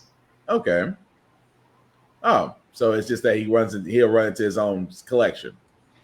Yeah, he sells his own collection to a toy store. I mean, Kamen Rider fan. I got right. That's a cool. Yeah. I don't think it's like, oh, he's got to run into his own stuff and recognize it. That's what I thought you were. That's what I thought you were going for. But yeah, I cannot believe it. I knew there was one anime I was forgetting this week. But what else you got, Joe? What else came out? We got Tojima Wants to Be a Kamen Rider. Oh, Digimon. The new Digimon dropped. Yeah. Beat Break, right? Yeah, I see the game is very much taking over the conversation as well. Like Nintendo. Oh yeah, no, Nintendo Pokemon is has losing. like hard competition. Yeah, no. Between Pokemon and Mario Kart, Nintendo's losing on all fronts. Well, as they should for being the evil corporation that they are. But anyway, so Beat Break. Go watch it. Animation's gorgeous. We have 2 deaths in the first episode. Dang. This isn't one of those. Oh, we're gonna walk them back at the end of the episode and everything's okay. It's like, no, those people are dead. Dang, they just went ahead and just said bump this body count. I liked what the one Digivolution we get. That's very fun. I love Gekomon.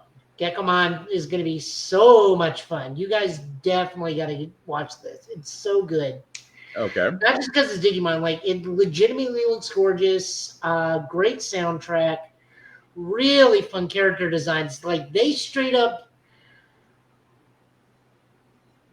not copy, but it's one of those You Got My Lion King hyenas mixed with my Digimon. Oh, so close enough not to get the mouse involved. I mean, Ed's there. We're just saying Ed's there. He's a chatterbox because Hyenamon is terrifying. Gotcha. Okay. No, that's good to know.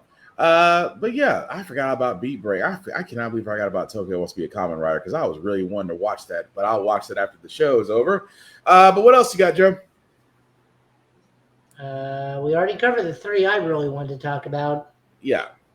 Okay. Well, I know for me, I don't really got much. My Academia, All Might going full metal in his fight. So, not knocking that one. I like how All Might just incorporated everybody's quirks into his armor. I thought that was pretty. I can't wait for the episode that covers how he got the armor. Oh, that's gonna be next week. No, they said it. Homegirl. No, but they gotta show it. Well, they did. Well, they are gonna show it, but old girl from the first movie. Shoot. I'm blanking on her name. Two heroes. They showed her they season. Yeah, and they showed her. She's the American one that got jobbed out as soon as she came. There you go. No, not Stars and Stripes.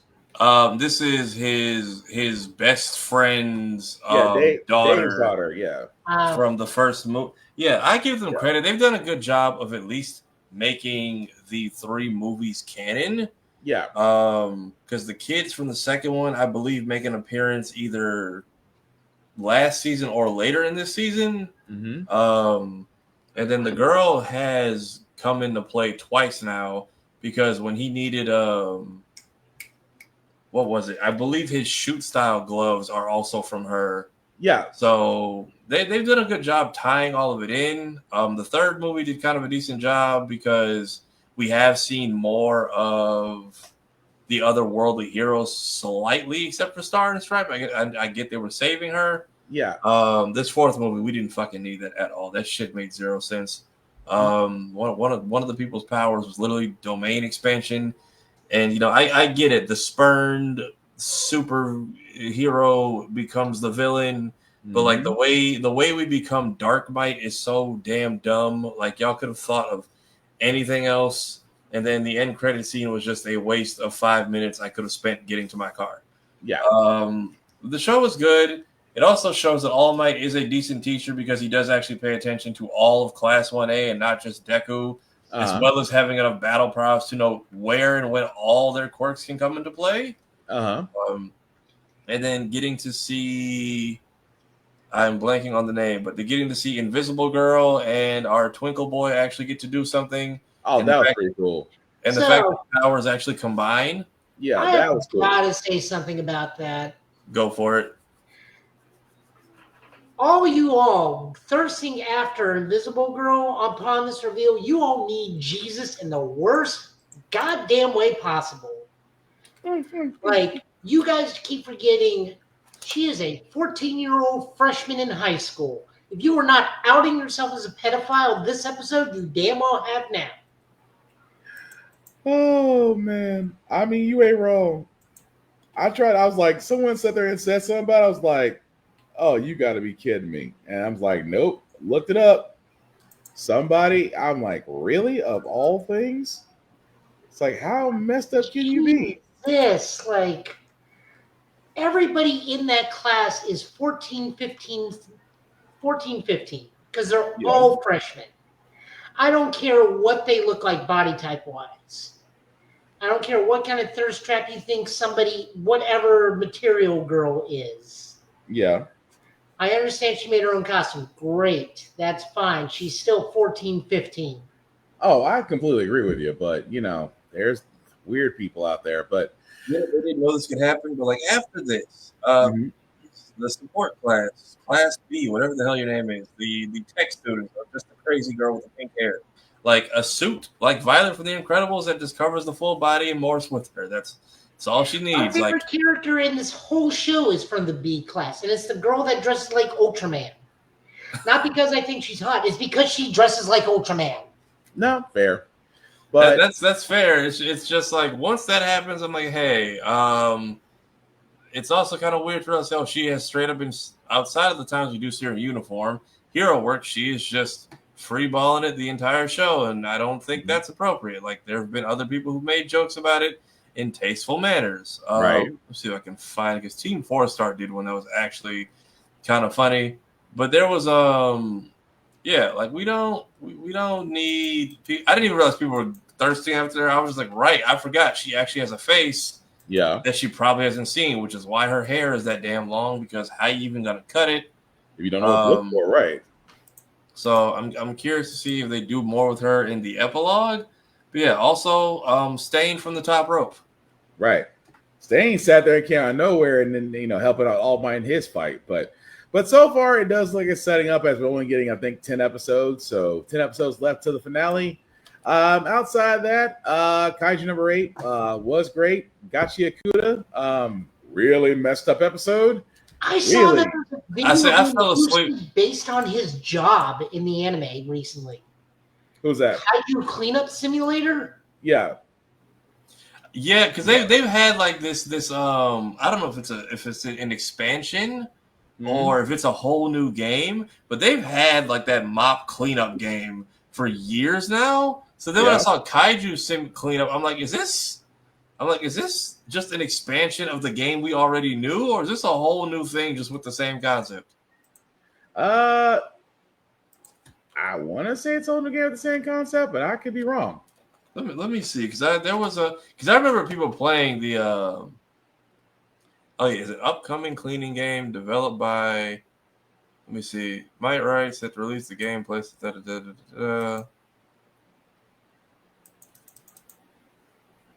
Oh yeah, it's a satirical blend of Power Wash plus Shipbreaker, which I thought it was an expansion of Power Wash. Okay, because Power Wash is you just cleaning up like these bloody mafia like mob hit scenes without explanation of what happened. Oh, you're talking about this. Okay.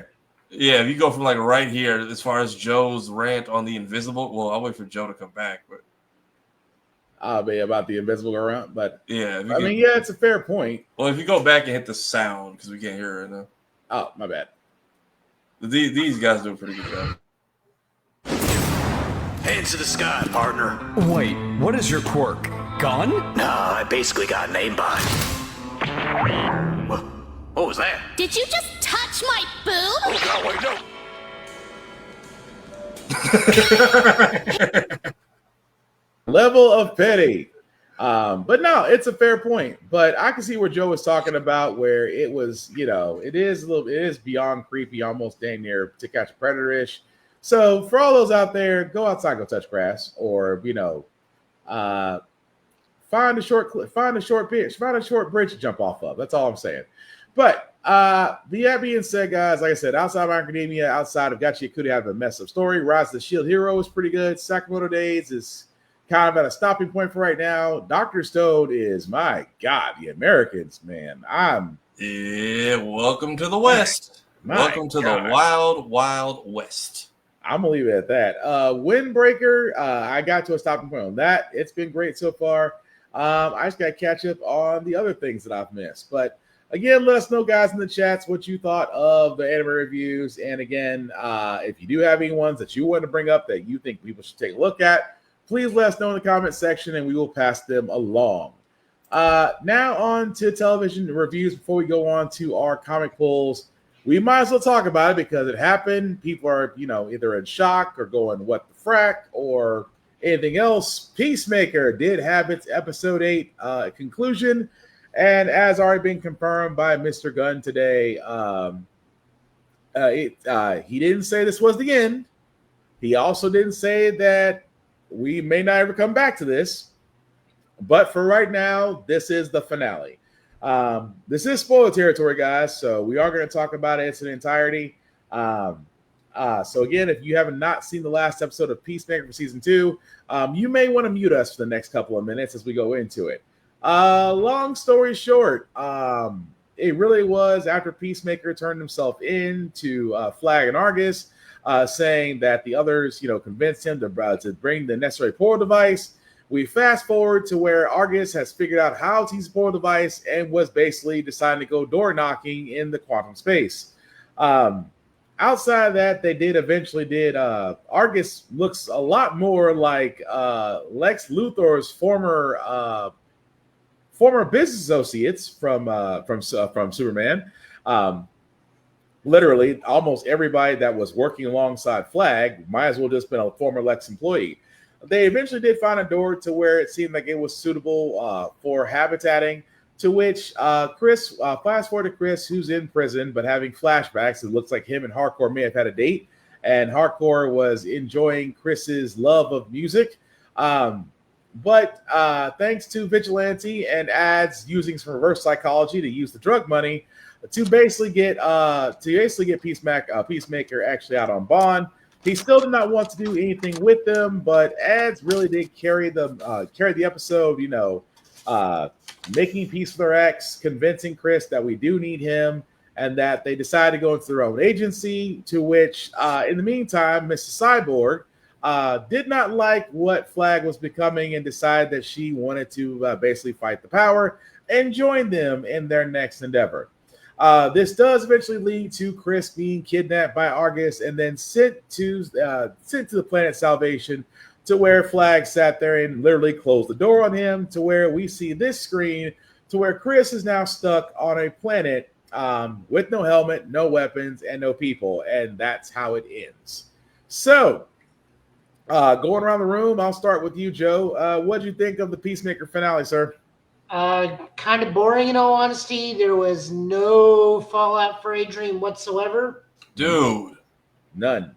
Like, he just gets a free pass with everything he does, and I'm honestly getting tired of it, so there's that. The date thing was nice. Honestly, I thought we'd be portal hopping for a universe where Rick Flag Jr. was alive, and we were just going to extract him from that world. Okay. Candyland Dimension was exactly what I thought was going to happen. I knew we would get a zombie dimension at some point. That one was that's just so unbelievably obvious. Like I said, the only twist was that I didn't expect was they were just looking for a prison planet. Okay. Or a prison dimension. I honestly, like I said, what I said. I honestly, God, just thought they were looking for a parallel world so the team could extract Rick Flag Jr. Fair. You could have sent him into the Nazi world. I would have done that shit on purpose. I mean, that would kind of solve some problems, at least I would think. But I said, ultimately, in the grand scheme of things, the lack of repercussions from the previous episode just kind of made it boring to me, and this was such a weird way to cap off the entire series of This Is the Finale. I'm sure this will play into the grander scheme of things, but, like, this kind of fizzles to me. Okay. No, that's fair. Yeah. No, fair. Tafara, what about you? The same thing. I'm not mad at the ending. I'm literally annoyed by everything else in between. Like, Vigilante just not being held accountable for anything and then doing the most again with the tackle and the taser. Like, at any other point in the show, funny. Once you are the reason we had to do a violent exit last episode, like, there should have been something about how he, like, a reason he specifically doesn't want to talk to everyone, or at least, hey, I specifically don't want to talk to you right now. Right. Like, Chris being goofy, like, I'm literally have, like, an evil curse on me, whatever. Adrian just being annoying and, like, nobody has said anything is, like, if it comes up in a later project where they're like, hey, the business sank or tanked because Adrian it does too fucking much. Yeah. Cool, but like, and even then, I was kind of expecting Chris to get out anyway, because even the charges sounded like they weren't going to stick. Like, what did they say? Like, you're charged with holding illegal alien tech. Like, yeah, who decided that? And that sounded like the most bullshit. And then it just feels like for like an hour we just forgot that Chris's tech was the excuse to go after him versus the whole, and then became the purpose of the show over like in 2.5 seconds. And then it just felt like we forgot all about like the whole thing has been Flag having this position to get to Chris, and then overnight Flag becomes a company man, and Lex's people are all out in casual dress, I guess on parole, doing drugs and hard shit. And he's just sacrificing all his agents? Like, what? I was expecting somebody to be like, hey, after the first death, fuck that. We're not going back in. Like, this is Argus. We have tech. Send a fucking drone. Like, why are we sending people into this? And why are we tethered? Other than the black hole that was clearly where Ultraman ended up. Yeah. And I think James oversold it in all the wrong ways. He just was like, yeah, there's gonna be a lot of cameos and a lot of. I'm like, I didn't see anything you promised in here whatsoever. Like, you could have just said, hey, we're going to open the door to a lot of shit and you will see it in future projects. That's fine. Because, like, this ending, not mad at it. I get it. I'm just like, once he was like, this is for Ricky, I'm like, so you do care, because between the new girlfriend we didn't need to see and the cocaine, it didn't seem like you gave a fuck. Right. Okay. Well, I'll say for me, I did have mixed feelings. I think that what he was trying to do, because he did mention salvation, that kind of stuck out in my head for a second. But I want to address Adrian thing, because I'm like, you guys, I'm like, Adrian, I'm like, no one has sat Adrian down and been like, bruh, you just need to sit the fuck down for a second. That's what I thought Ads was gonna do in that basement, versus like, thank you for telling him to like stop cursing out his mom, because that was getting old fast too. But right. But again, the whole Adrian not being checked, okay, that did kind of bother me. I did love the fact that Ads kind of got a full circle story. So her thing with her ex and really just saying, we're not going to work because basically our dreams go in two different directions. And, her actually reverse psychologizing Adrian to actually use the money that's been sitting in his basement. And then the whole thing with Hardcore. And like I said, the only thing is that I did not understand was the throwaway subplot between the cyber chick and Flag, because you basically sat there and said she didn't like what Flag was becoming, so that's the reason why she left. Even though it's like, you were the same person just 3 episodes ago about to sit there and just take out Chris when you had a clean shot. So the subplot for that was a throwaway, but it could have been better. That's all I'm saying. Like, make her the kiss-ass employee who wants to do right so bad, especially since I guess Argus is the ones that gave her a new body. That's fine. Yeah. But if you were to have her, like, her patriotism turns into a heel moment because she sees where this is going, versus, like, you are sleeping in this man's house and you're just now figuring out this was not about, right, or that this is all weird and going south.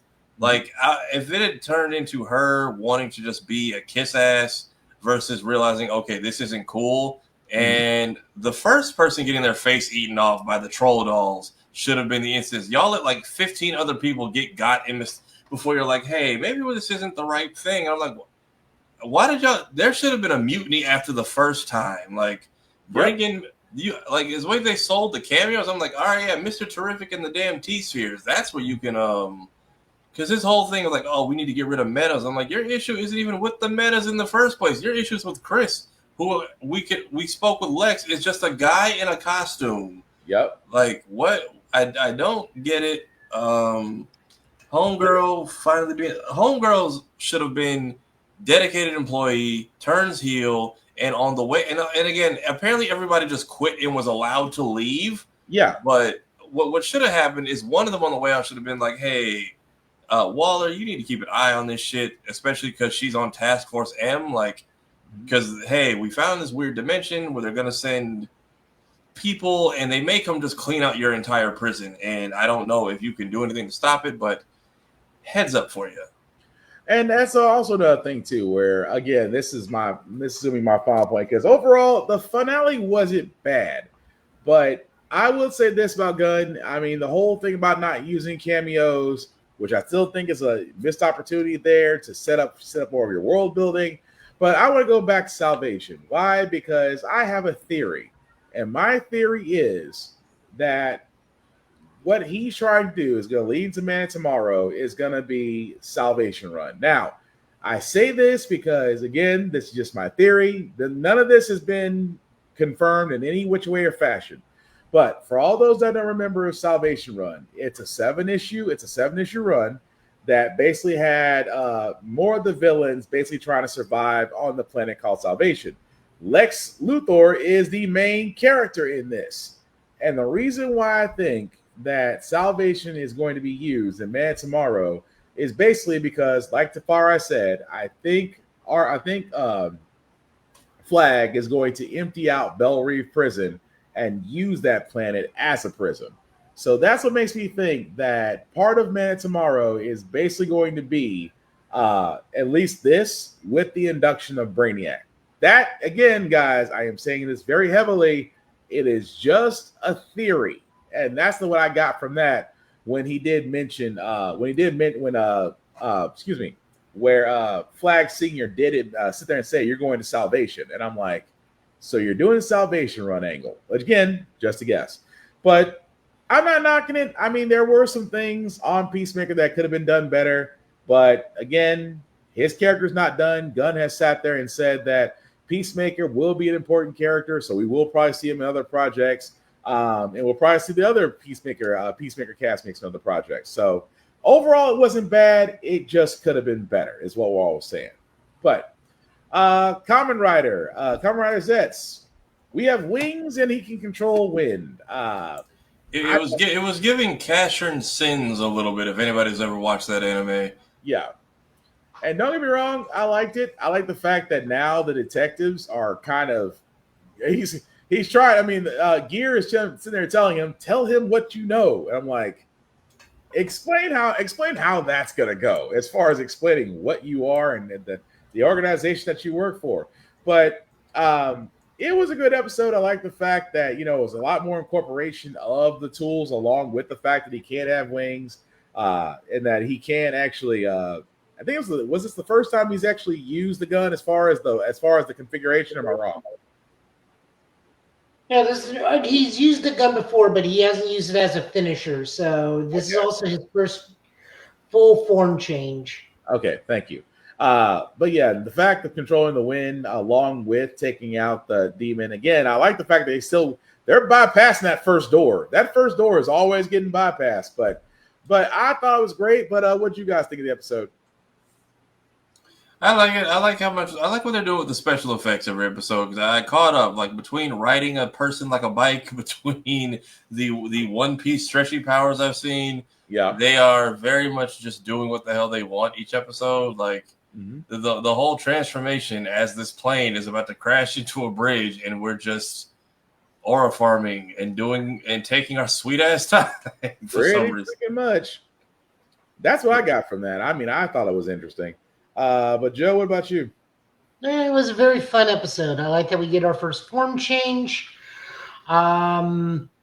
It's good to know that we're not always going to be failing in these missions to prevent them from getting through the third door. We do that in this episode. He only gets through door 2, which is fine.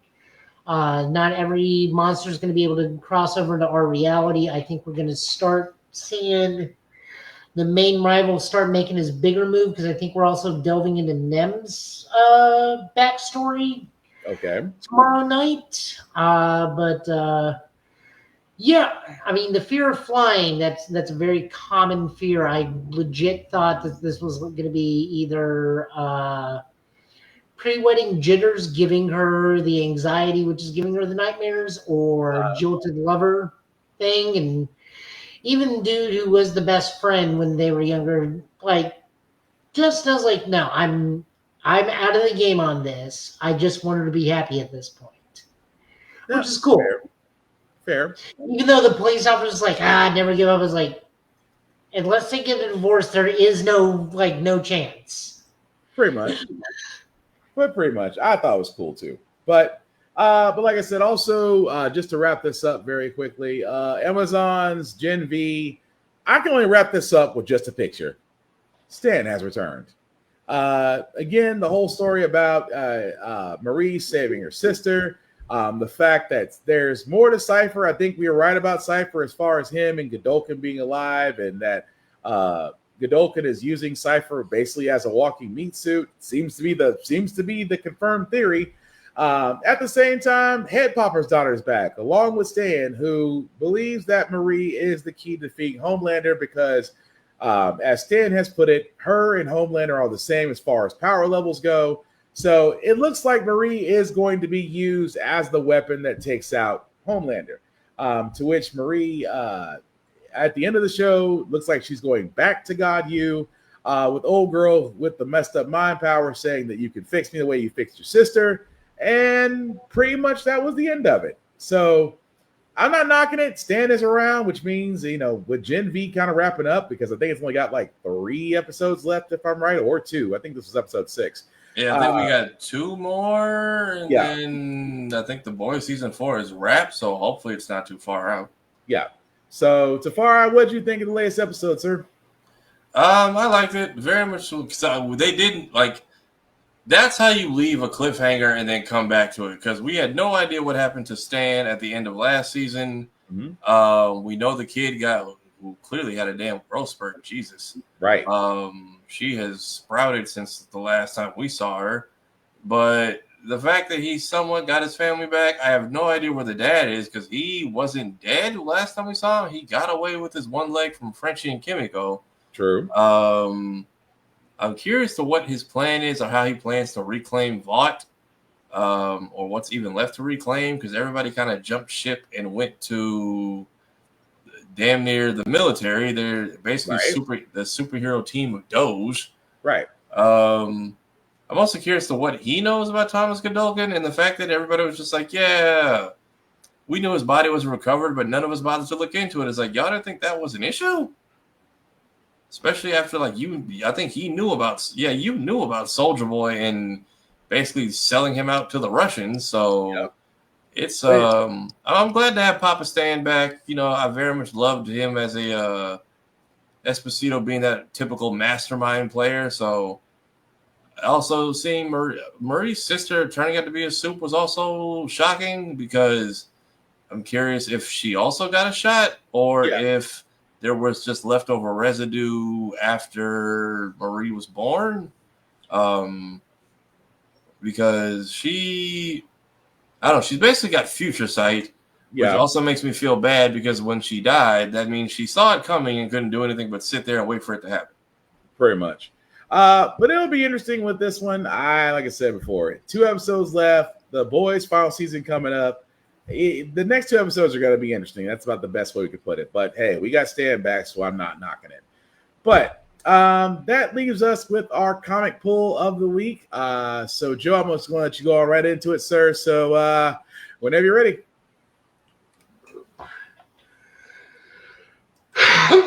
So first off, we're looking at the big DC comic event, which of course means all the books, with the exception of Batman, are currently ending and will restart when this is over. But this is DC Knockout.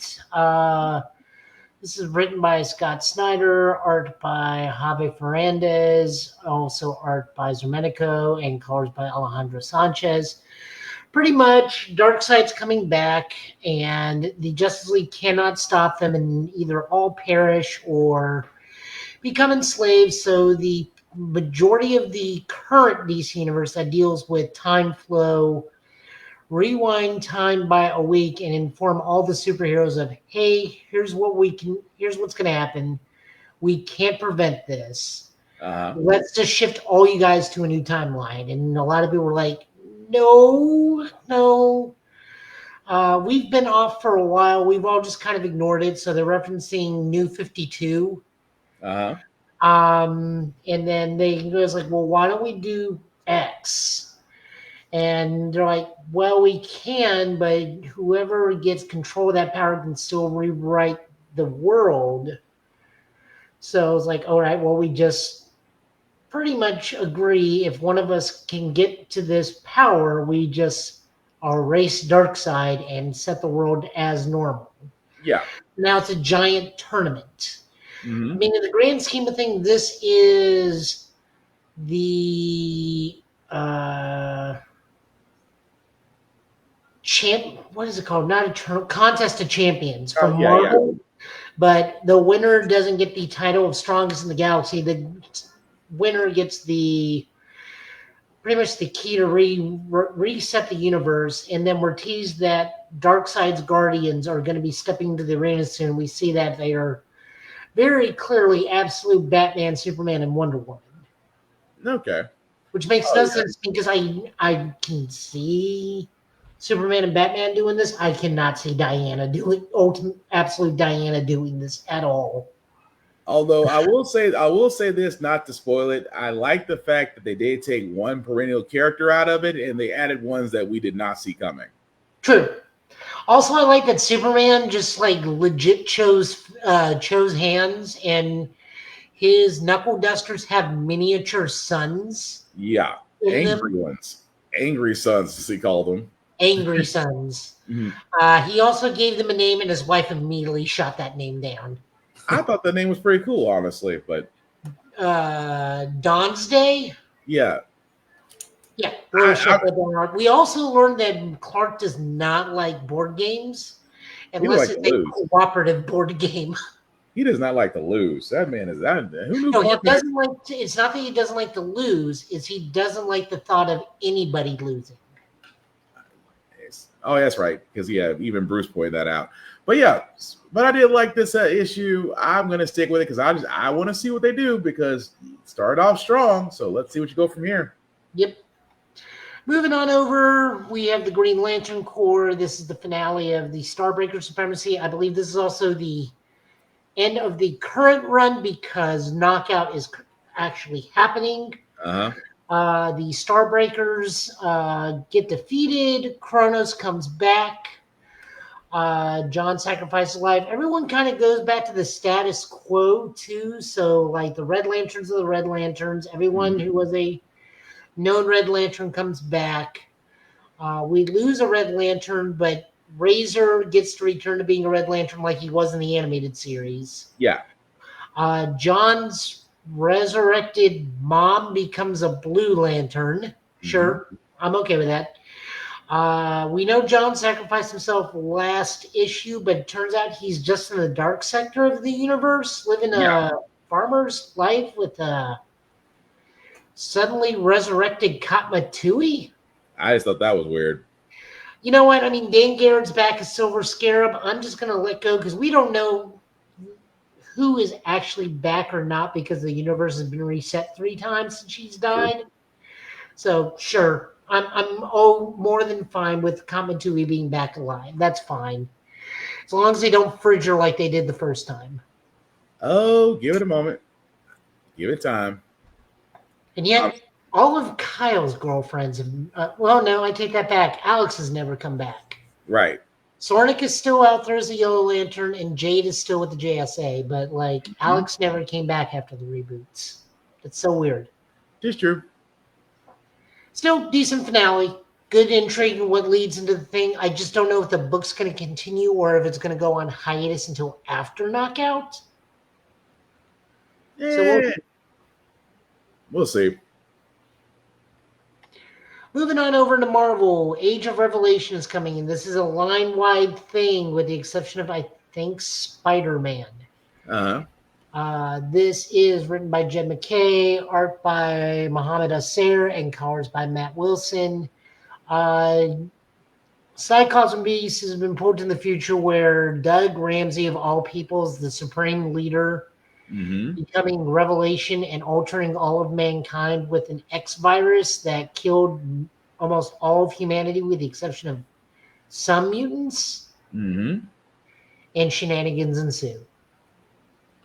Yeah, it's different. I will say that. I know it falls a lot in with Apocalypse's whole arc, but yeah, that was it was different. I will say that. Although poor Wolverine. Poor Wolverine. Poor Wolverine. Yeah. Man can't catch a break for shit. Nope. Also in Age of Revelation, we have Laura Kenny Sabretooth because apparently Sabretooth is dead and Laura's the new Sabretooth in Revelation's regime, but she also is married and has a son. Yeah. This is written by Erica Schultz, who is the current Wolverine, Laura Kenny Wolverine writer, art by Valentina Pinti, again, current artist for standard Laura book, and colors by Rachel Rosenberg. Again, standard team for the Laura Wolverine book. This is just now Laura Sabretooth. Gabby, who's an adult, and Dakin just meet up with Laura so Laura can pass off her kid because she knows shit's about to go down, and she gets her revenge on somebody. In so many ways. God, yeah. But he had it coming. He's had it coming for a while. Yeah. Oh, definitely. Solid book. Again, I enjoy Laura Kenny. She's one of my favorite characters in the X Pantheon, but that's unsurprising if you know me well enough. We did forget to mention in this one, they wind up in Philly, which Revelation won't touch, and there's a good reason. Yeah, certain demon. Certain child. Certain demon child. Moving on over, we have the World of Revelation. This is just looking at the grander scale of things. So we get to see, surprisingly, not Franklin Richards. I think that this was a purposely red herring. Yeah. This was a red herring. We do get two things. We get a talk between Xavier and Apocalypse about everything going on. Yep. And then a small story about Wiccan and Hulk. It's okay. I don't think I'm going to follow up on this book any more than already, but it was a nice read what it was. This was written by Al Ewing and Augustin Alicio, and that for the first one, The Message, Never Let Me Go by Steve Fox, Jesus Marino, and Will Quintana, and then Epoch of Revelation by Ryan North, Adams Szalewski. We'll go with that. Yeah, we'll go with that. And colors by Chris Peter. It was fine. Yeah, I mean, they did set up the world building. They did set up the world building as far as what's going on. So yeah. It was all right. Moving over to Spider-Man number 9, Spider-Man 94, number 2. This is written by J.M.D. Mateus. Art, both good and bad, by Jim Toe. Colors by Jim Campbell. We just get more Fallout. We see Pete fighting some of his D-list heroes like Armadillo, Koala, and Kangaroo. That was so funny. Kane being reborn and then regaining his memories from his previous body, which makes no sense to me, but super science. We'll just say, since it's Spider-Man 94, it has something to do with the Neogenics Recombinator, and that'll explain everything. Yeah. Mary Jane and Aunt Anna make peace, but Aunt Anna does make a point to Mary Jane of, like, if it touched Mary Jane so hard in the nerves, then she probably knows Anna's right. Also, it's now outed that Aunt May knows that Peter is Spider-Man and just continues to play the doddering aunt regardless. Yep. But also does tell Mary Jane, it's like, look, quite frankly, I love your aunt. She's my best friend, but she's also a bitch. Rubs everybody the wrong way and is a master at it. I'm like, God dang, y'all are friends. But she does mean well, and she is just looking out for you. My Peter's a complicated boy. He makes dumb decisions, but he does love you, but he's a complicated person because he's Spider-Man. And that's the crazy part. I do like the fact they are just running with it. Like, at this point, she knows. Just no point in hiding The Artisan is good or bad. We still got some goblin faces in there. Like, this dude, I don't know what it is with him and drawing men's faces, but like, ugh.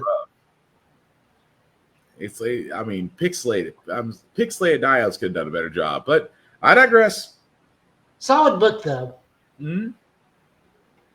We're also looking at Amazing Spider-Man Torn. This is written by J. Michael Straczynski. If you don't know who it is, go look up some real Ghostbusters episodes. He wrote those. Yep. Also, artist is Pierre Perez and colors by Guru FX. This is a non-continuity story or early continuity by J. Michael Straczynski. Peter's still in college. Aunt May has passed away in this universe. He is still with Gwen. Harry is he's still in college, so Harry and MJ are a thing. He and Gwen are a thing. He's fighting Silver Age villains like classic old school Sandman. Yeah. And runs into a bank robbery, halting that, and then I don't know if that's supposed to be the Darkholm or not. I want to say yes, but I'm not sure. What it was? It just says like demonic book. Yeah. I don't know if that means it's the Darkhold or not. Although blood did fall on it, and well, old girl's blood fell on it, and she immediately got transformed into a demon. So it might More likely a goblin because it's Spider-Man, but you know. Yeah. Fair. Still, in the long run, this was a solid book. I like the old school feel of it because we're still in that like 1970s era of Spider-Man, but stuff has progressed forward. Yeah. In his life to where he is no longer, Aunt May's no longer with him. He does mourn her death, of course, because it's Peter, and every death he's going to mourn for the next 75 years. That is It's true. so solid. Better than the 8 Deaths of Spider-Man, but go ahead. I don't know. Amazing Spider-Man right now is actually decent. Nobody said decent, but I'm sorry. Go ahead. Yep. Return to Planet Hulk. I thought this was part of Imperial. It turns out this is actually a part of the original Planet Hulk storyline. Mm-hmm. This takes place immediately after issue 95 of Planet Hulk. So everyone's still celebrating the Green Scar. Hulk does not like that name. Goes out into the killing fields.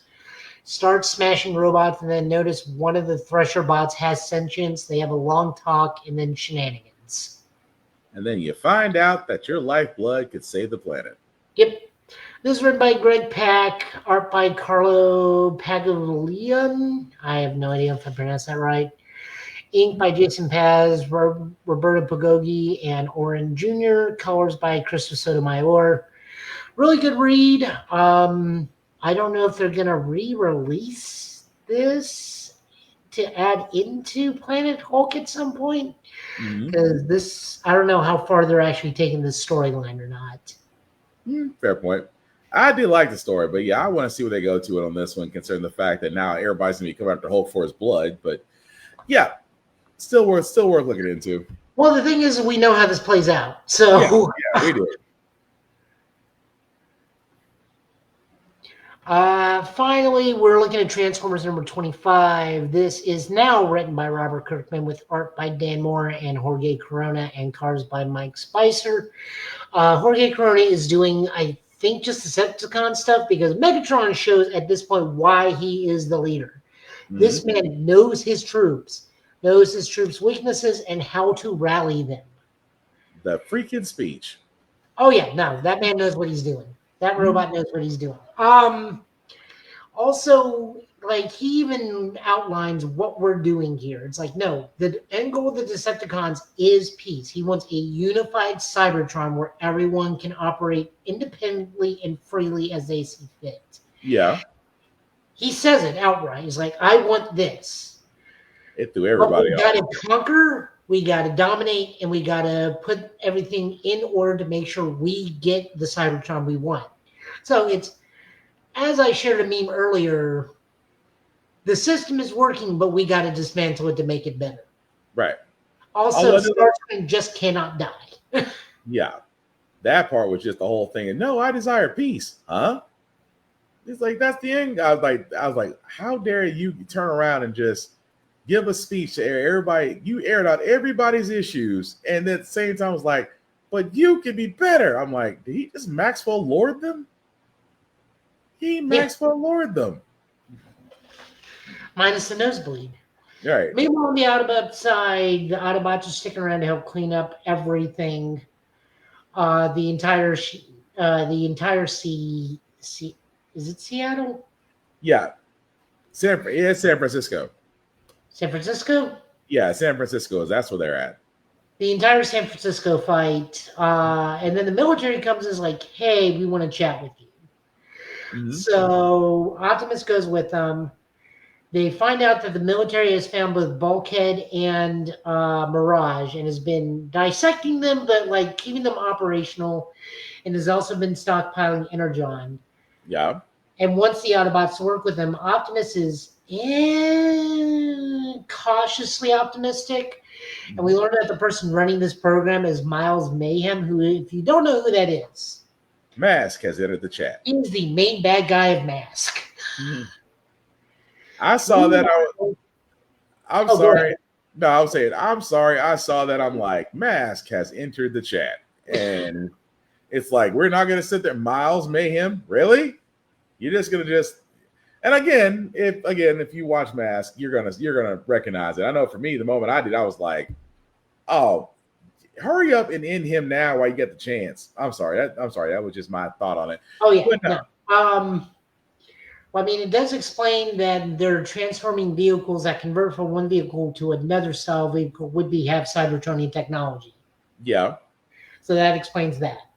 Meanwhile, back at the Autobot side, they're exploring the mountain where the Ark is, and we have a prelude to the Dinobots. And then the Ark teleports back with Thundercracker and Skywarp still in it. Mm-hmm. And Thundercracker is not happy because he doesn't know where they took him. He just knows they went to Cobra Law. Right. And some shit probably went down. And so Thundercracker wants to know where the hell they are now. Yep. And he wants answers. Although it's kind of weird where it's like the Ark just came back. I'm like, y'all saw it disappear.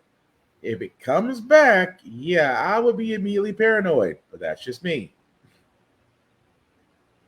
So yeah, that is the issue. I am interested to see where Robert Kirkman takes this. Mm-hmm. Artwork by Dan Moore is fantastic. I really do hope we continue to separate the art style between George Corona's Decepticon style versus Dan Moore's Autobot style. Yeah. Until they meet up, that's fine.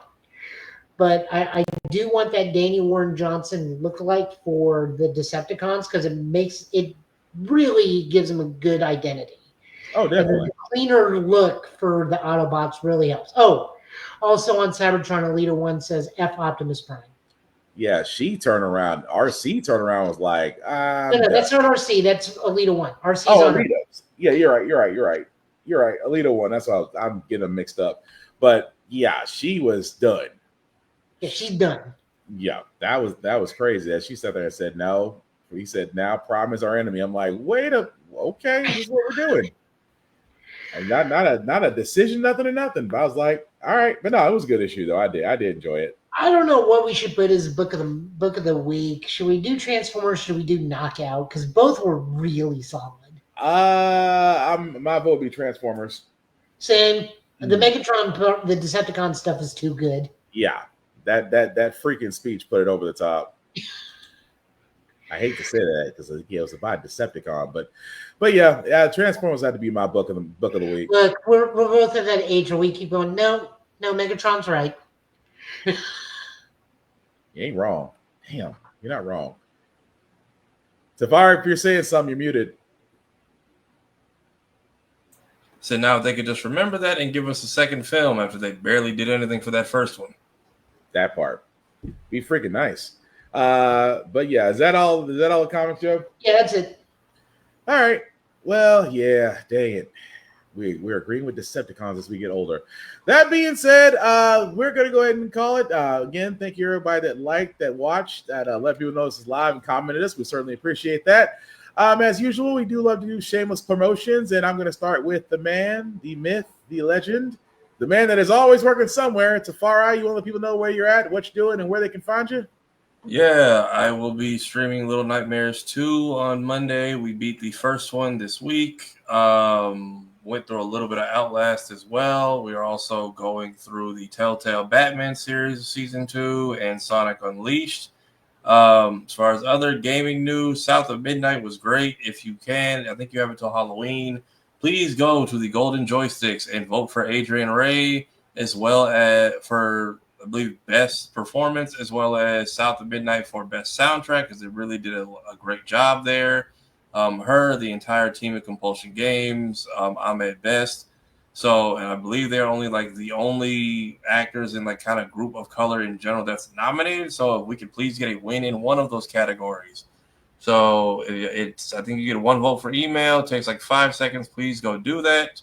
As far as that podcast, Blurred, I'm here on Fridays, Blurred's Eye Tuesdays and Thursdays. I'm on my own page.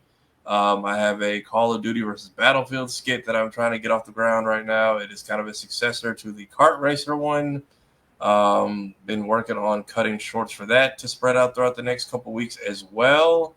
And if you are at New York Comic Con, have fun, be safe, enjoy the weekend. It's a crazy world out there, and nerd out for a few days. Right. Joe, you are also a busy man. Let people know what you're up to and where they can find you and what you'll be doing, sir. Sleep, couch, much needed. If I'm not at work, I am actively, well, I say actively, but I'm streaming Digimon Time Stranger whenever I can. That's over on Total Justice Gaming. I'm with Tafara over on Show Guy Joe's. We're watching Ultraman Omega. Technically, part 2 of Ultraman Omega just started tonight. We have kind of a shift in what the show is now. So me and Tafara will be on that pretty soon. I'm over at Middle Tennessee Gaming Thursday nights, all day Friday, all day Saturday, and Sunday nights, helping out and playing and trying to get other games launched off the ground. But, we got to have Jeff's approval on launching new games. But mostly I'm there playing Cardfight Vanguard or Buddy Fight or Digimon. Sometimes Magic only as an absolute last resort and if they need somebody, but mostly the other ones. I'm not much of a Magic guy. Other than that, I'll be at Brickfest tomorrow at the Tennessee Fairgrounds with the Tennessee Ghostbusters. I'm also part of an API advocacy group, Middle Tennessee API. Go support them. Go support my friend Laura's Boba Shop, Eat Bubbles. They got Best in Nashville, I think, 3 years in a row now. So she's she's working really hard in earning that title. So go support her. Go support my buddy Jeff's card shop, Middle Tennessee Gaming, because I'm there. Just come buy Pokemon. Just come buy Pokemon and Magic. We'll sell it to you. Nice. We got a nice case. I make sure it's stocked. No holes, no patches. Always patched up. Yeah, other than that, on my couch asleep. Or in the gym. Why did I think I felt like you were about to go Emperor's New Groove, and I thought you were going to go Cusco for a second. No touching. I swore you were going to go Cusco for a second. Like, oh yes, Middle Tennessee Gaming, where you can buy Pokemon cards. Yeah, the cards you can buy at Tennessee. I thought you were going to go that route. Cusco's cards. The cards made just specifically for Cusco. I swore for a second I thought you were going that route for a moment. Oh, thank you, Kiera, for saying great show. We appreciate it. Before I do get to myself, we always do want to shout out Rick's Comic City again. Rick's Comic City, the number one place for Nashville for comic books, for pop culture, things of that nature.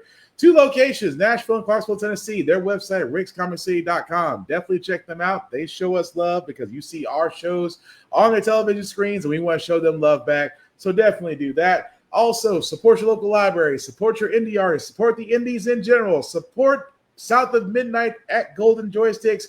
We would certainly appreciate it because, again, we need to foster these areas of creativity before they get bought out by blood money. That also being said, check out APR TV. Why? Because our show, The Give It Podcast, can be seen there.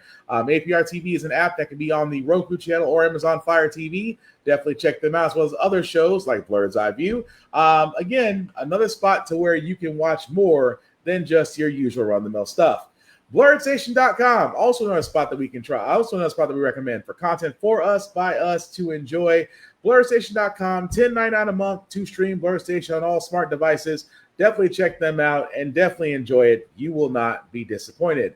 And as always, guys, the Give It Podcast can be found on YouTube. Like, share, subscribe, hit the notification button so that way whenever we do go live, you will definitely see us there.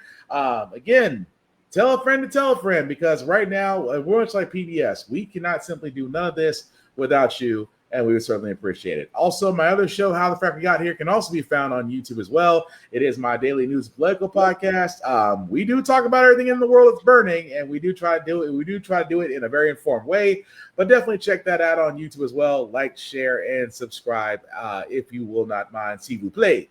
Of course, for me, guys, Black_Spartan615. Again, you can follow my personal YouTube page. I talk to everybody. Just don't make it weird. I don't want to get into the whole habit of blocking people. At the same time, guys, like Tafara said, it is the weekend. If you are at New York City Comic Con, please be safe. Have fun. Do all these things. For the rest of us, it is the weekend. Please make smart decisions. I don't want to see nobody in jail over the weekend. Nobody wants that for you. The rules still do apply, guys, even at cons. Respect the cosplayer at all times. Cosplay is not consent. Please treat people like human beings. Wash your ass. That means actual soap, actual clean clothes. Hygiene is important, especially as we're getting closer to the winter side, winter side of things, and that means flu season. Please protect yourself by protecting others. And the other rule that I have for myself, that I have for everybody else, guys, be nice, be kind, talk and share your fandoms. Don't be a dick, and we'll all be cool. At the same time, guys, don't doom scroll. Get out there, enjoy the world, hydrate, check on your friends, do something that makes you happy, or do something else that makes somebody else happy. But at the same time, protect your peace, and I promise everything's gonna be cool. Outside of that, guys, we'll hopefully be back here next same next Friday, same Get Bit time, same Get Bit channel, with more news because New York Comic Con is still going on. So whatever actually happens over the weekend, we will talk about it next Friday. Outside of that, fellas, any last words we call it a night? Battlefield's out. Go play that if you got nothing else to do.